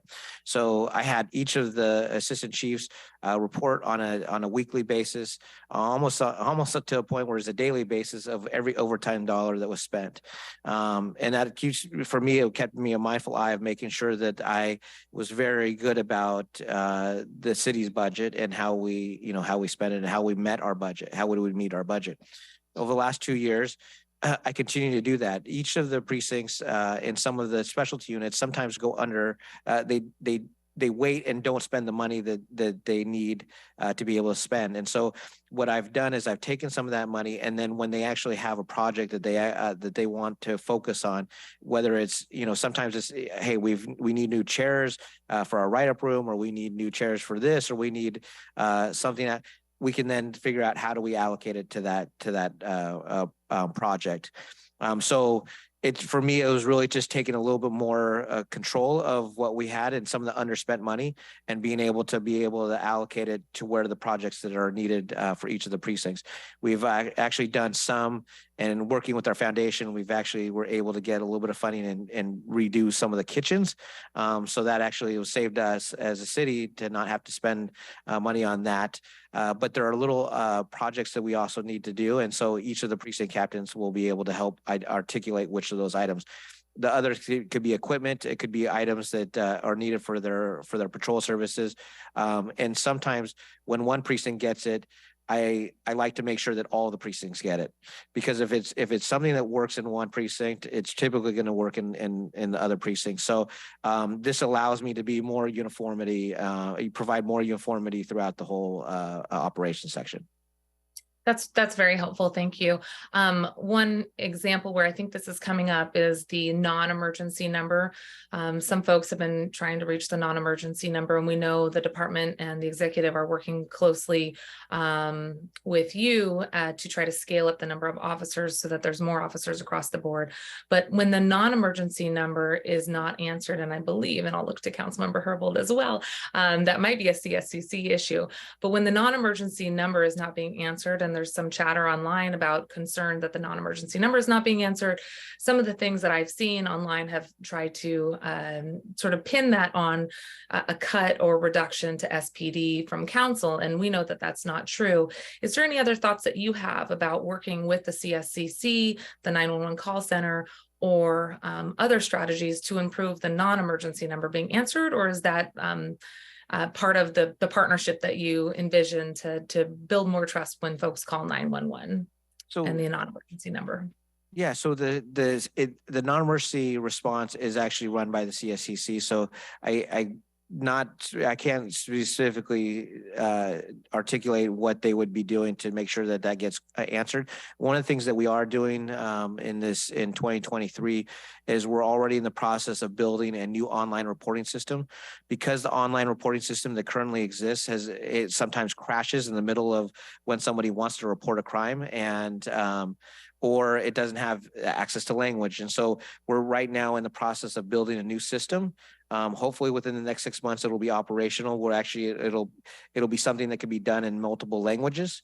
So it allows us to be able to reach our diverse communities. Because if somebody calls, typically on a non-emergency call, people are really just wanting to report something that maybe might not necessarily need an officer in person. And so by having a new online reporting system that's much more efficient, that allows people to access it in a very easy manner, we would then hopefully be able to direct people into that function. We do have a telephone reporting unit, so it does require a non-emergency call to initially take the call, but then be directed to the true reporting system or the telephone reporting unit. But one of the things that we're trying to do is actually push out a number that would allow us to just bypass the non-emergency line and just put them right to the telephone reporting unit. So those are a couple of different things that we're working towards. But the new online reporting system is so crucial because right now it takes about 40% of all of our reports is done online. And so even if somebody didn't want to go to the telephone or to the non-emergency line, they could actually just go onto the online reporting system and be able to make a report. If they require an officer, then they would still have to go to the non-emergency line. So. Thank you. That's really helpful clarification for, I think, the community as well, because when they hear that the non-emergency number is not being answered because of some false information around reductions to SPD, it doesn't make any sense, right? There's not a reduction to SPD, period. And also there is no connection between SPD direct investments and the call center. In fact, we added positions to the call center to hopefully improve some of those numbers. And I'm excited to hear more about the function that you're hoping to bring online soon. And I have two more questions, if that's okay. Can I just ask a couple of follow-up question before we move to a different topic? Please, sorry about that, Madam Chair. I didn't have the. No, you're great. On the online reporting system, what's the timeline on that? Because it is really important to addressing the needs out there. I was just at a community meeting last night with Southwest Precinct Captain Rivera, and this topic came up. And not only will it be revamped to accommodate different languages, but will it also allow for a broader number of crimes that do not require a response to be accommodated? For instance, car theft, where it has already occurred and somebody just or vehicle theft, other types of vehicle thefts. It's already occurred. Somebody just wants something for their insurance to report. There's several other types of crimes that people comment to me being very frustrated about not being able to use the online system for. So to your question, we are actually looking at what that looks like for all for all what we call priority 3 calls. So that is typically a call that has the crime has occurred and that the suspect is gone. There's no one that's still there. It's already been handled. And that's where the priority 3, most of the priority 3s could go to some sort of online reporting. Now there's some priority 3 calls that would not go to that, such as it could be a domestic violence assault that has occurred like 4 hours ago. So beyond the state mandated arrest policy, where somebody that would require still an in-person officer. We still want to make sure that certain calls would have that function. But we hope within the next 6 months to have this operational. I want this done before the summer months, where we would experience Pride, 4th of July, the MLB All-Star, Torchlight, and then Seafair. When you have all these different events that could potentially bring issues out about just you want to make sure your personnel are available, and then they're not just focused on priority 3 calls, that we're really responding to priority 1 and 2 calls functions. And so that is going to be crucial for us to be able to direct a lot of those priority 3 to an online reporting system for those summer months. And so that's my goal. That allows us to frees up our personnel to really focus on what we need to do, because that's where we see usually the uptick in amount of shootings or shots fired, and that allows us to be a lot more nimble with our response. Okay. Well, so we'll look for more reports on status Yes. with the goal of getting up and running before summer. Thank you. Councilmember Mosqueda? Thank you. I wanted to go back as well to one of the questions that you provided in writing to the council here in our questionnaire. On question 18, I really appreciate your response and just wanted to chat a little bit more about what might be needed to fulfill some of that vision. You noted the King County Jail declines to hold people arrested for many crimes, and there is inconsistency in the approach that courts take to different matters brought before them. Add in requirements that I fully support for diversion programs and other alternatives that are often poorly supported or resourced, there's confusion. Can you talk a little bit more about what we might want to do to increase support or clarification, resources for diversion programs or alternatives to arrests and incarceration? What might we be able to do in partnership with you to support release pending for the legal process, when we know that keeping folks incarcerated for low-level crimes often increases or exacerbates some of the root causes of the crimes that might be later committed?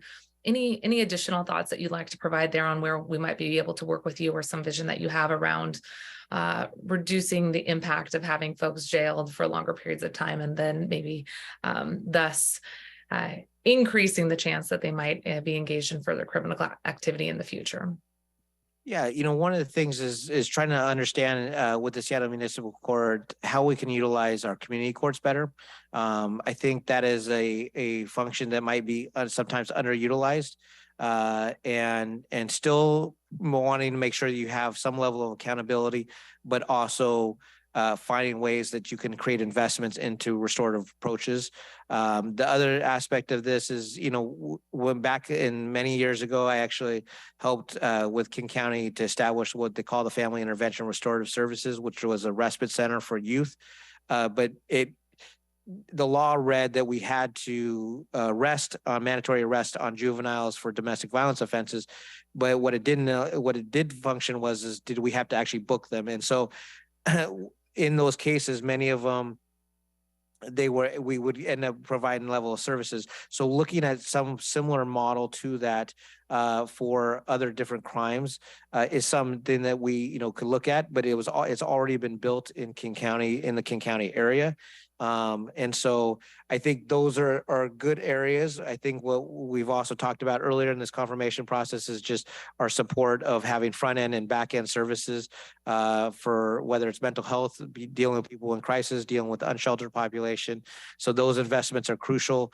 And sometimes, also try to figure out when somebody does that might be incompetent to stand trial, which is, we have a couple of thousand people that could fit in this criteria, how they're getting services when they're being released. It's a huge concern for me, because those typically are part of the high utilizers of our criminal justice system. So how do we make sure that they're getting provided some level of services that are invested in the communities? Excellent. Thank you so much. Well, I'll look forward to working with you on that. Look forward to working with you on building out the Affected Persons program. Really excited that we were able to include that in the budget for a roundtable, a work group to talk about what the Affected Persons program might look like in partnership with the Office of Police Accountability, which we know is independent, but we will look forward to having you at the table there as we talk about the possibility of building that out to assist victims of police violence or their families, to make sure that everybody has support. And one of the things that we also included in the budget, and this will be my last question, Madam Chair, is additional requirements for the contracted screener, the applicant screener, the partnership or the organization that we're going to partnership with. We've asked them to also screen for extremist ideologies, given that we had 6 officers that were part of the January 6th riot on this national Capitol, and wondering if you have any other thoughts about what you're going to be looking for as folks come into the ranks, or for existing folks within the ranks. We talked a little bit before about what your philosophy is for folks who are not comporting with the law or adhering to the oath of office. Do you have any other thoughts about the screening opportunities that are provided in the budget, or ways that you will be helping to root out extremist ideologies? Yeah, so we actually had done some groundwork in this area on just hiring practices. What our assessments were being done, not only from the psychology side, just our screening process in general. And then the second component is really increasing the level of wellness. We know that when an officer really struggles and with just their level of wellness, that they might end up finding themselves trying to grab onto something that is not something they traditionally would have. And we've actually had one of our executive directors do extensive research, and has actually now presented in front of the White House in this area on extremism in potential policing. And so in conjunction with our previous chief, Kathy O'Toole. And so there is already a lot of work that we've done on the front end to look at how we address this issue, making sure that there isn't any extremism within our department. And that is, sometimes, you're going to have things that are going to have, one-off situations. And it's also, for me, in that process, I had to make terminations for a couple of the people that were directly involved in the insurrection. And those are the issues that I would immediately address as we go forward. But I think we can actually provide some of the work that we've actually done on some of the extremism and policing research that we've actually put together. Thank you so much. Thank you. And as a follow-up to that, as the council's public safety chair, I am given the opportunity to provide input to the Office of the Inspector General for their annual work plan. And I have made a request that the OIG review how SPD evaluates candidates applying at SPD for possible extremist ties or white supremacy ties. So just I know you've told me that that is an area that you do work screening for, and that your backgrounding service does do some work around social media activity. But I think this is an area where there's always room for improvement. Perfect. Thank you. All right. Thank you for being so patient with all of our questions. And there may be some additional comments before we take a final vote, but let's move to get the confirmation in front of us. Council members, I move that the committee recommends the confirmation of appointment 02417. Is there a second? Second. Thank you. It's been moved and seconded to recommend confirmation of the appointments. Are there any additional comments? I'll just go ahead and go. Senior Deputy Mayor said it best. Hello, thank you very much for coming in person today. When she said, you show up when nobody's looking.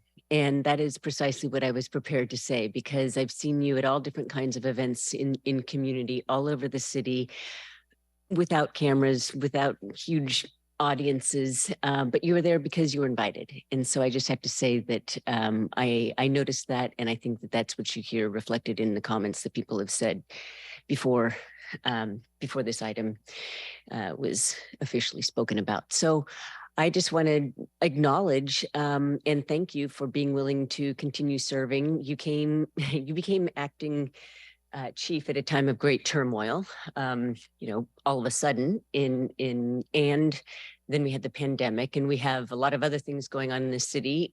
We're also trying to really address our homelessness crisis, and sometimes a lot of the things that are going on completely external to department, or actually even to law enforcement, end up on your plate, on the department's plate to deal with. So I just want to say that thank you very much for leading with such aplomb during the past couple of years. And since I've been here, I've just enjoyed our working relationship. So thank you very much.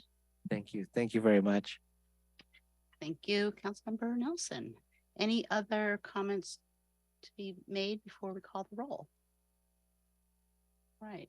Well, great. I too have really enjoyed working with you, and echo Councilmember Nelson's points about how much I admire the fact that you took on leadership at such a challenging time, and that you're you're pushing up your sleeves and wanting to stick with it, and stick with us, stick with Seattle and the community that you came from.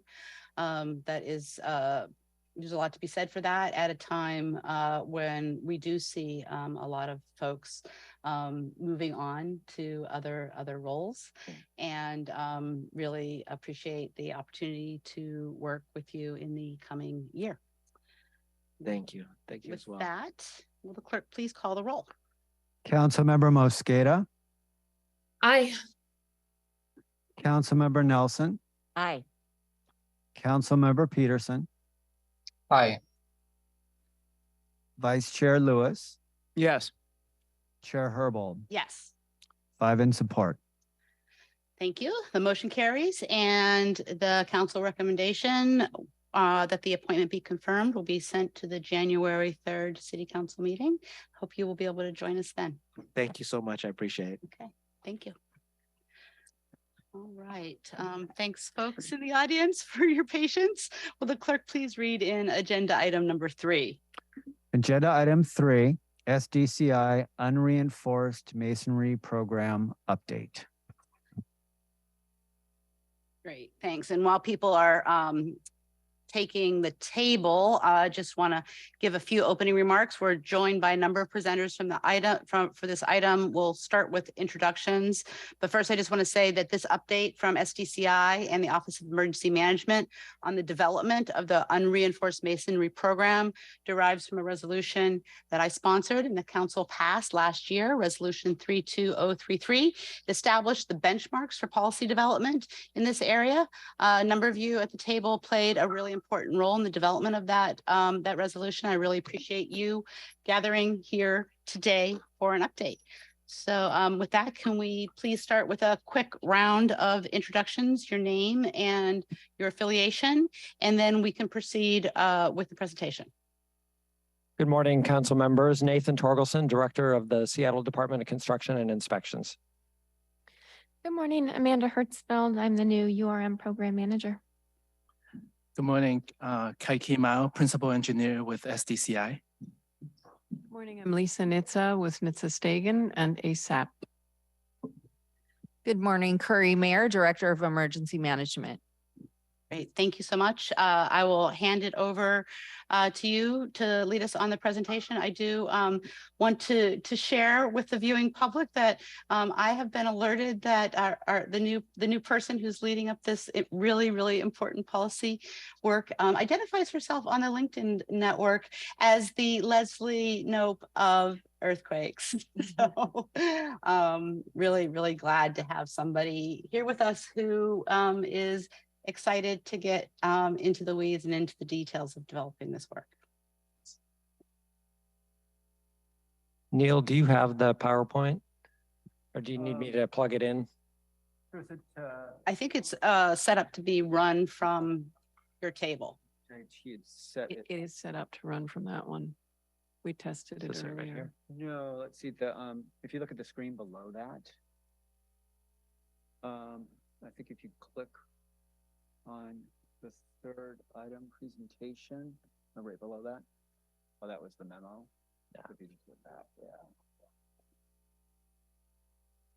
Come back. Oh, I think you can click on the item on the left there. I mean, where it says committee, it's that tab. Right here. Oh, the other one to the left. If you click on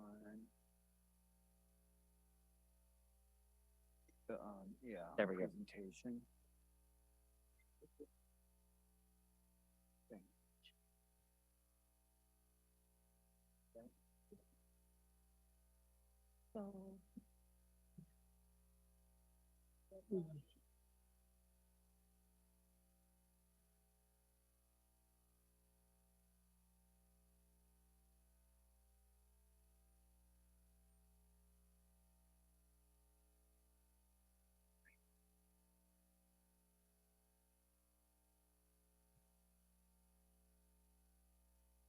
Did you have? That looks like the PDF. Yeah, do you have? Yeah, it does, but did you have the actual presentation? Just want the public to see it. Okay. You don't, do you have the PowerPoint presentation? This is okay. Thanks for your patience, council members. So just for the benefit of the viewing public, a little bit of background on unreinforced masonry buildings. So URMs were typically built before 1945, and URMs are buildings in which the parapets and the walls are not secured to the roofs and the floors. They obviously have a much greater risk of damage in an earthquake situation, and will often collapse. And that obviously is not only of danger to the occupants in the unreinforced masonry buildings, but also to pedestrians who may be walking by in the right of way, and even to motorists in the street. I think we're all familiar with the 2001 Nisqually earthquake that hit Seattle. Personally, I was in the old Seattle Municipal Building, and I was underneath my desk holding on for dear life. It was a pretty scary situation.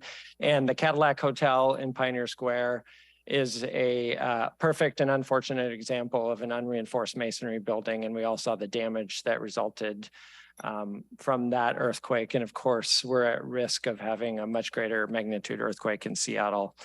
We have over 1,000 unreinforced masonry buildings in Seattle.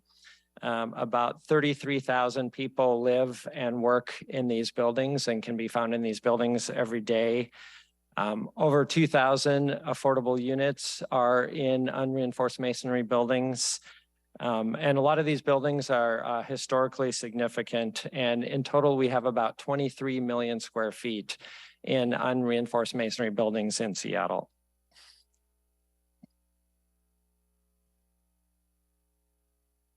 So this is a great partnership between SDCI, the Office of Emergency Management, who is here, and also ASAP, and will involve, as we get going on this program, many other city departments and other not-for-profits and building owners throughout the city of Seattle.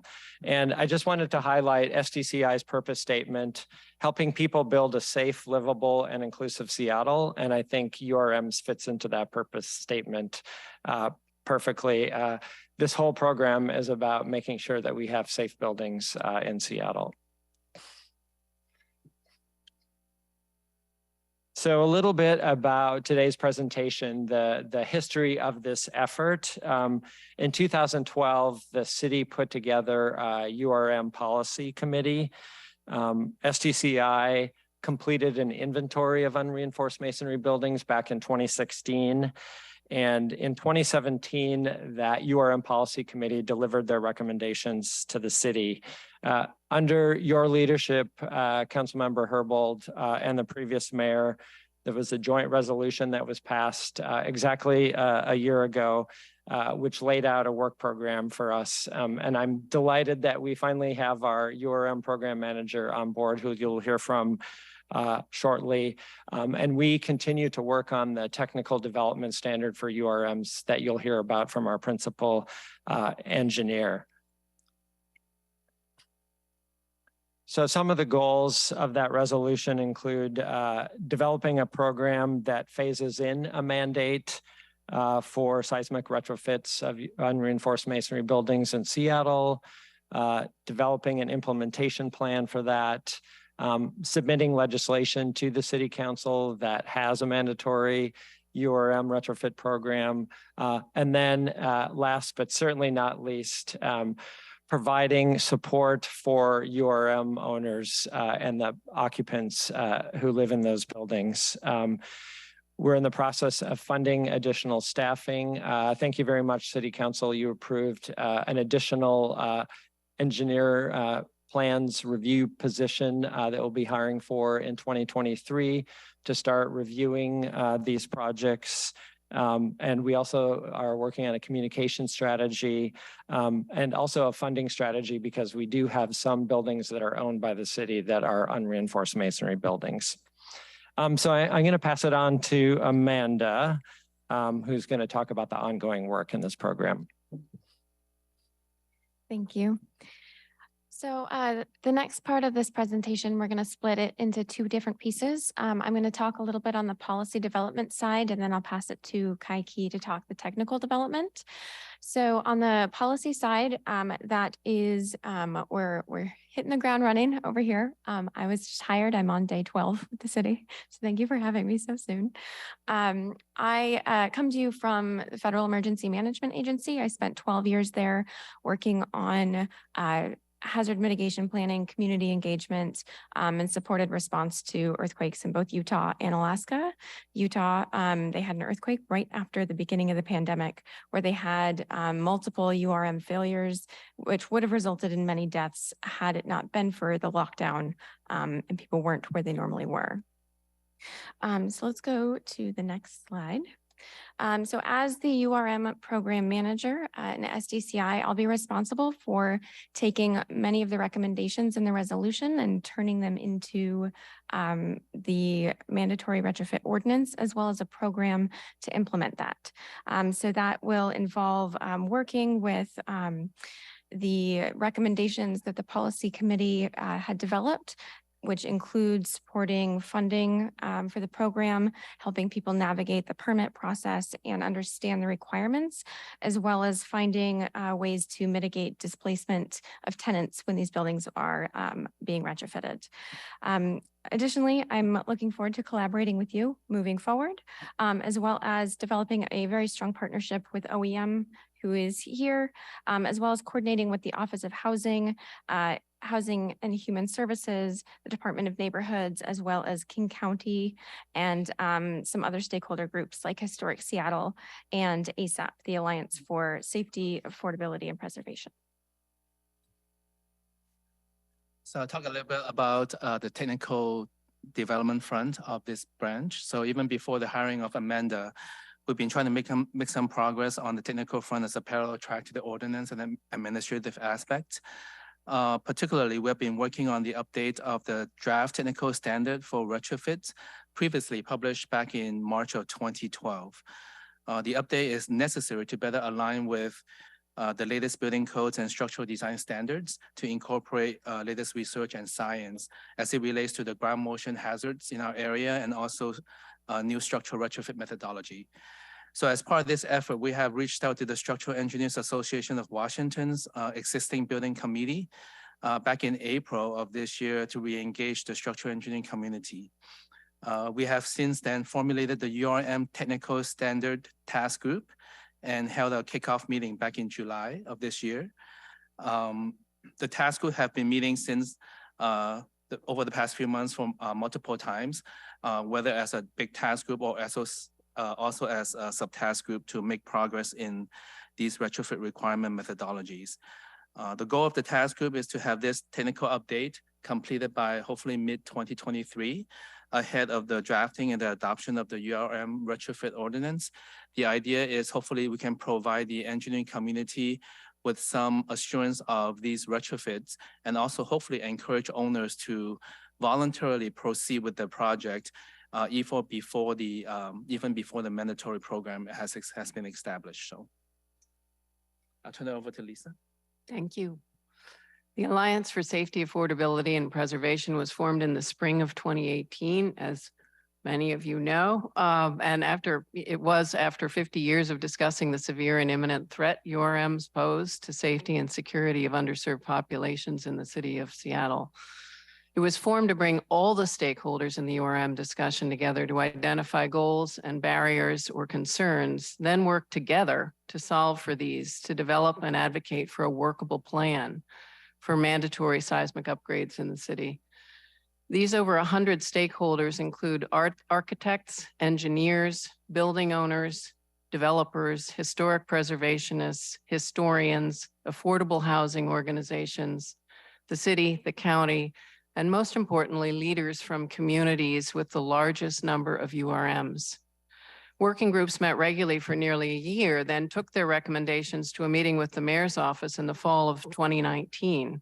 And at that meeting, all agreed on minimum technical standards, which are now being pressure tested, and the need to implement a retrofit program that would address cost mitigation for building owners, which had stalled things out for years, solutions for displacement, streamlined permitting processes, and support for communities in understanding and navigating the retrofit process.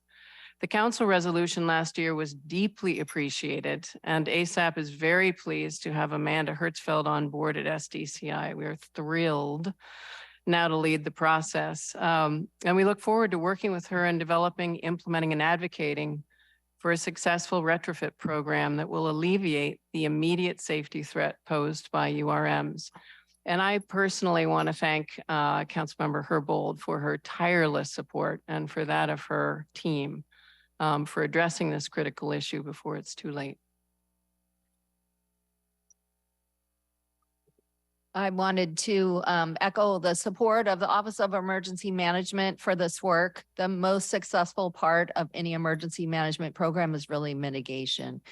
This effort will save lives not only for those who live or work in URM buildings, but really for anyone in the city of Seattle. We're all very mobile all the time, so anyone could be impacted by a URM building.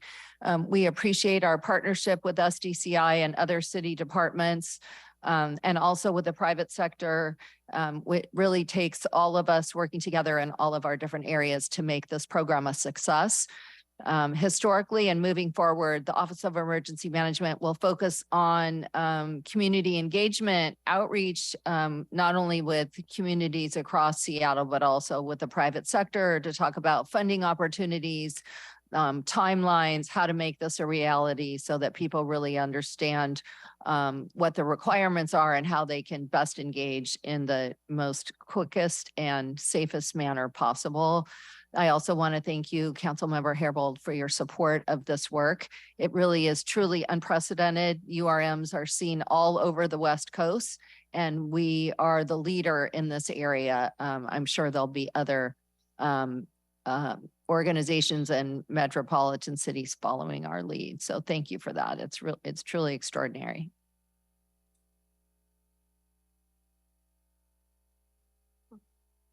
So for next steps, we are getting me up to speed. We'll be hiring that new structural engineer next year. And we're looking to continue again the development of that technical standard, hopefully by mid 2023. Looking forward to working with you moving forward and coordinating on any future legislative actions as well. And our next quarterly report will be given to you March 1st of next year. So we do have already some examples of property owners who are taking the initiative, who aren't waiting to have the standard. I know Historic Seattle has done some seismic retrofits. Have we learned anything from their experiences? And perhaps related to that, we know that financing is a big challenge. And the state in the last legislative session authorized the county to create the CPACER program. The county has that up and running now. Have we learned anything about that? Is that being used? I know CPACER can be used not only for seismic retrofits, but energy retrofits as well. Are we seeing it being used precisely for seismic retrofits? Is it so? Is it an adequate funding mechanism, or will there need to be additional incentives created? So I'll go ahead and speak to the CPACER program. It is a potential option for financing. We have a meeting with them later this week to go through those options, but it looks very promising. Regarding Historic Seattle, I am working on setting up a meeting with them. I know they're a very engaged party, and we're certainly wanting to learn from them and look at how we can apply those lessons learned to future retrofits with other buildings. Yeah, I think as it relates to the community engagement that you're doing, really amplifying those building owners who have gone through the process voluntarily and showcasing their work and basically taking them out as a case study to talk about their work is really, really important because I think this is going to be an area where there's a lot of trepidation about the requirements. I appreciate that we're going to be looking at, I believe, if the recommendations are similar to the ones that we received several years ago, sort of phasing in the obligations to retrofit URMs and phasing them in according to the most vulnerable buildings that are gathering places, for lack of a better word, for members of the public. And so it's not a requirement that's going to, be, obligated to as a regulation, the day that the ordinance is passed. We're gonna work to have strategies to deal with the different types of buildings, different owners of buildings. As you mentioned, some of these buildings are city-owned buildings. So we're going to need to, in order for ourselves to fulfill the obligations that we're creating, we're going to need to work to finance those as well. So just really want to say, I think using as a case study, the owners who have already done this is going to be really important in community engagement and education. Yeah, as Councilmember Herbold pointed out, there's a phased requirement. I always forget the exact years, but I think it was like 7, 9, and 11. But of course, we know that there are many property owners who are going to want to implement these changes much sooner for a variety of means. So it's really important for us to work with them quickly, which is why we so appreciate council approving the structural plans examiner coming on board next year so we can start that work in earnest. And then another question I have, we have, as you know, another quarterly progress report due from the resolution passed last year in March of 2023. Just can you give us a sense of what we should expect in that report? Hopefully we'll have made a lot more progress. We're thrilled that Amanda's on board, and we'll definitely have an update on the structural plans examiner. And we need to go forward and work in earnest on our communication strategy and start doing a lot more outreach now that we are getting staffed up. And on the technical front, we're continuing to meet with these experts that are passionate about this topic. And we, as a matter of fact, we just had a meeting yesterday with them. We're making some progress. It's a very, very delicate balance between wanting to retrofit these buildings and also balancing with the cost of how to retrofit these buildings. And also the risk that we have to acknowledge that they're taking on when they proceed with a different level of retrofit. How to balance the cost effectiveness of retrofitting them versus what kind of risk potentially they're taking on different level of earthquake. Unfortunately, over the past 10 years, we have a better understanding of the seismic hazard in our area due to the research with our colleagues at the University of Washington. And so the acceleration to our understanding has increased. And so we have to learn how to be better balancing some of these methods of how to retrofit this building so that owners are not scared away from doing it. So it's a complicated issue, but hopefully we can make some progress and report to you in the next report. So great, thank you. Any other comments or questions? You good?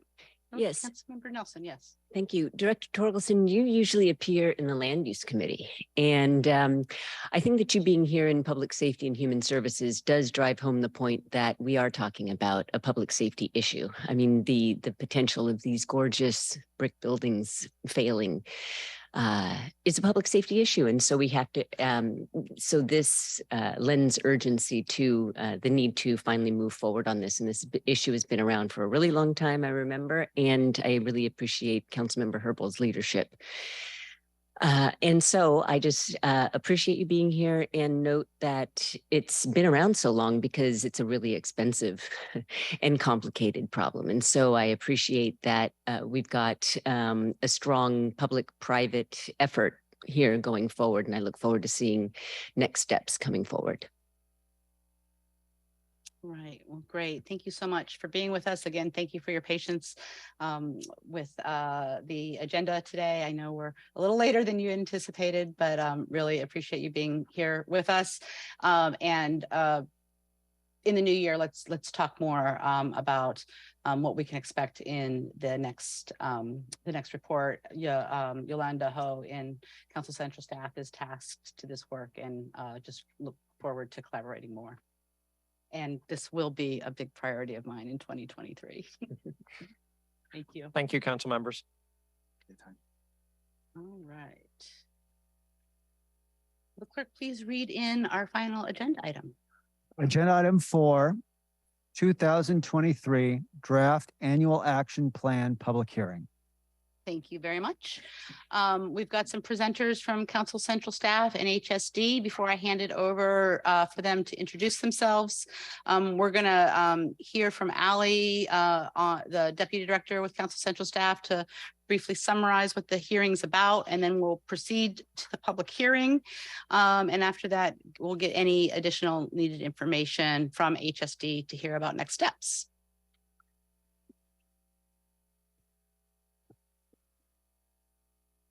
Great, handing it over to you for introductions. Thank you. Good morning, Chair Herbold, committee members. I'm Allie Panucci of your central staff. Sorry, did you want me to jump right in or have the other presenters introduce themselves first? Yeah, that's just, I think we only have one other person. We do. Deborah Yep. Reinhardt, currently serving as the interim manager for the Federal Grants Management Unit in Human Services Department. Perfect. Thank you. Allie, yes, please, let's orient ourselves here for us. Great, thank you. So today's public hearing is on the draft 2023 annual action plan. This is an interim step required by the U.S. Department of Housing and Urban Development that the city is required to take prior to the final adoption of the annual action plan that will occur after the congressional appropriations are made in 2023. So this is a required step that basically reflects the decisions made in the 2023 adopted budget for how 4 specific federal grants will be spent in 2023. That's funding from the Community Development Block Grants, or CDBG, Housing Opportunities for People with AIDS, often referred to as HOPWA, Emergency Solution Grants, and Home Investment Partnership Program funds. The allocation of the funds reflected in this draft plan is based again on the appropriations the council recently approved in the 2023 adopted budget and is guided by the 5-year consolidated plan for housing and community development. Taking this interim step allows the city to start spending funds in early 2023, and then after Congress makes their final appropriations, HSD will go through another process of publishing a final plan and providing another opportunity for public comment. Council will hold another public hearing, and then later in 2023, council will adopt the final plan. And that's generally the process. And next year there will be HSD and the executive will be beginning discussions and preparing the next 5-year consolidated plan that will guide future investments of these funds. Thank you, Ellie. Anything to add, Deborah? We don't have a PowerPoint. I'm just going to confirm some the comments that Ali made. We are in the 5th year of our current consolidated plan, and we'll be beginning our next 5-year period of consolidated plan next year at the same time as we are adopting the final allocation and award amounts for the 2023 annual action plan you see in draft today. I just wanted to reiterate that these are placeholder numbers. We are generally instructed by HUD that until we get our final grant award letters, which we currently anticipate, hopefully by the end of the 2nd quarter of 2023, we cannot submit our final annual action plan for obvious reasons. If there is an increase or a decrease in any of the 4 federal grants, we have to go back and reconcile our original plan and bring it back to committee and then to full council with adoption with legislation package as soon as we finish our award letters. For the broader audience, the 2023 draft annual action plan includes a wide range of proposed activities, from the supportive services for people who are currently experiencing homelessness to the development of more affordable Not completely affordable, but more affordable rental housing, predominantly through multifamily housing. Job training, making parks more accessible to serve surrounding communities that have at least 51% households that are considered low and moderate income by HUD's income standards. So that just gives a very high level overview of what we bring to you in draft form today. And as my last comment, I want to give a sincere thanks to Councilmember Herbold and to the committee for giving us the opportunity to schedule this public hearing and this time to bring this document forward that allows our pre-award authorization from HUD. Recognizing how difficult it is to schedule time during this time of the calendar, we greatly appreciate your efforts. Absolutely. And thank you to my colleagues for staying with us so that we can maintain quorum and get this done by the end of the year as required. So yes, absolutely. Thanks all around. With that, I will open up the public hearing. I have nobody signed up in person. The chambers are empty. Clerk, can you let us know whether or not we have any virtual testifiers? No one has signed up since public comment this morning, so it does not appear anyone has signed up virtually for the public hearing. Okay, so we are opening and closing the public hearing. And are there additional comments? As Deborah explained, we will expect a updated, revised annual action plan once we get notification of those awards to come before council committee and full council recognition adoption. But anything else that we should cover before adjourning? All right.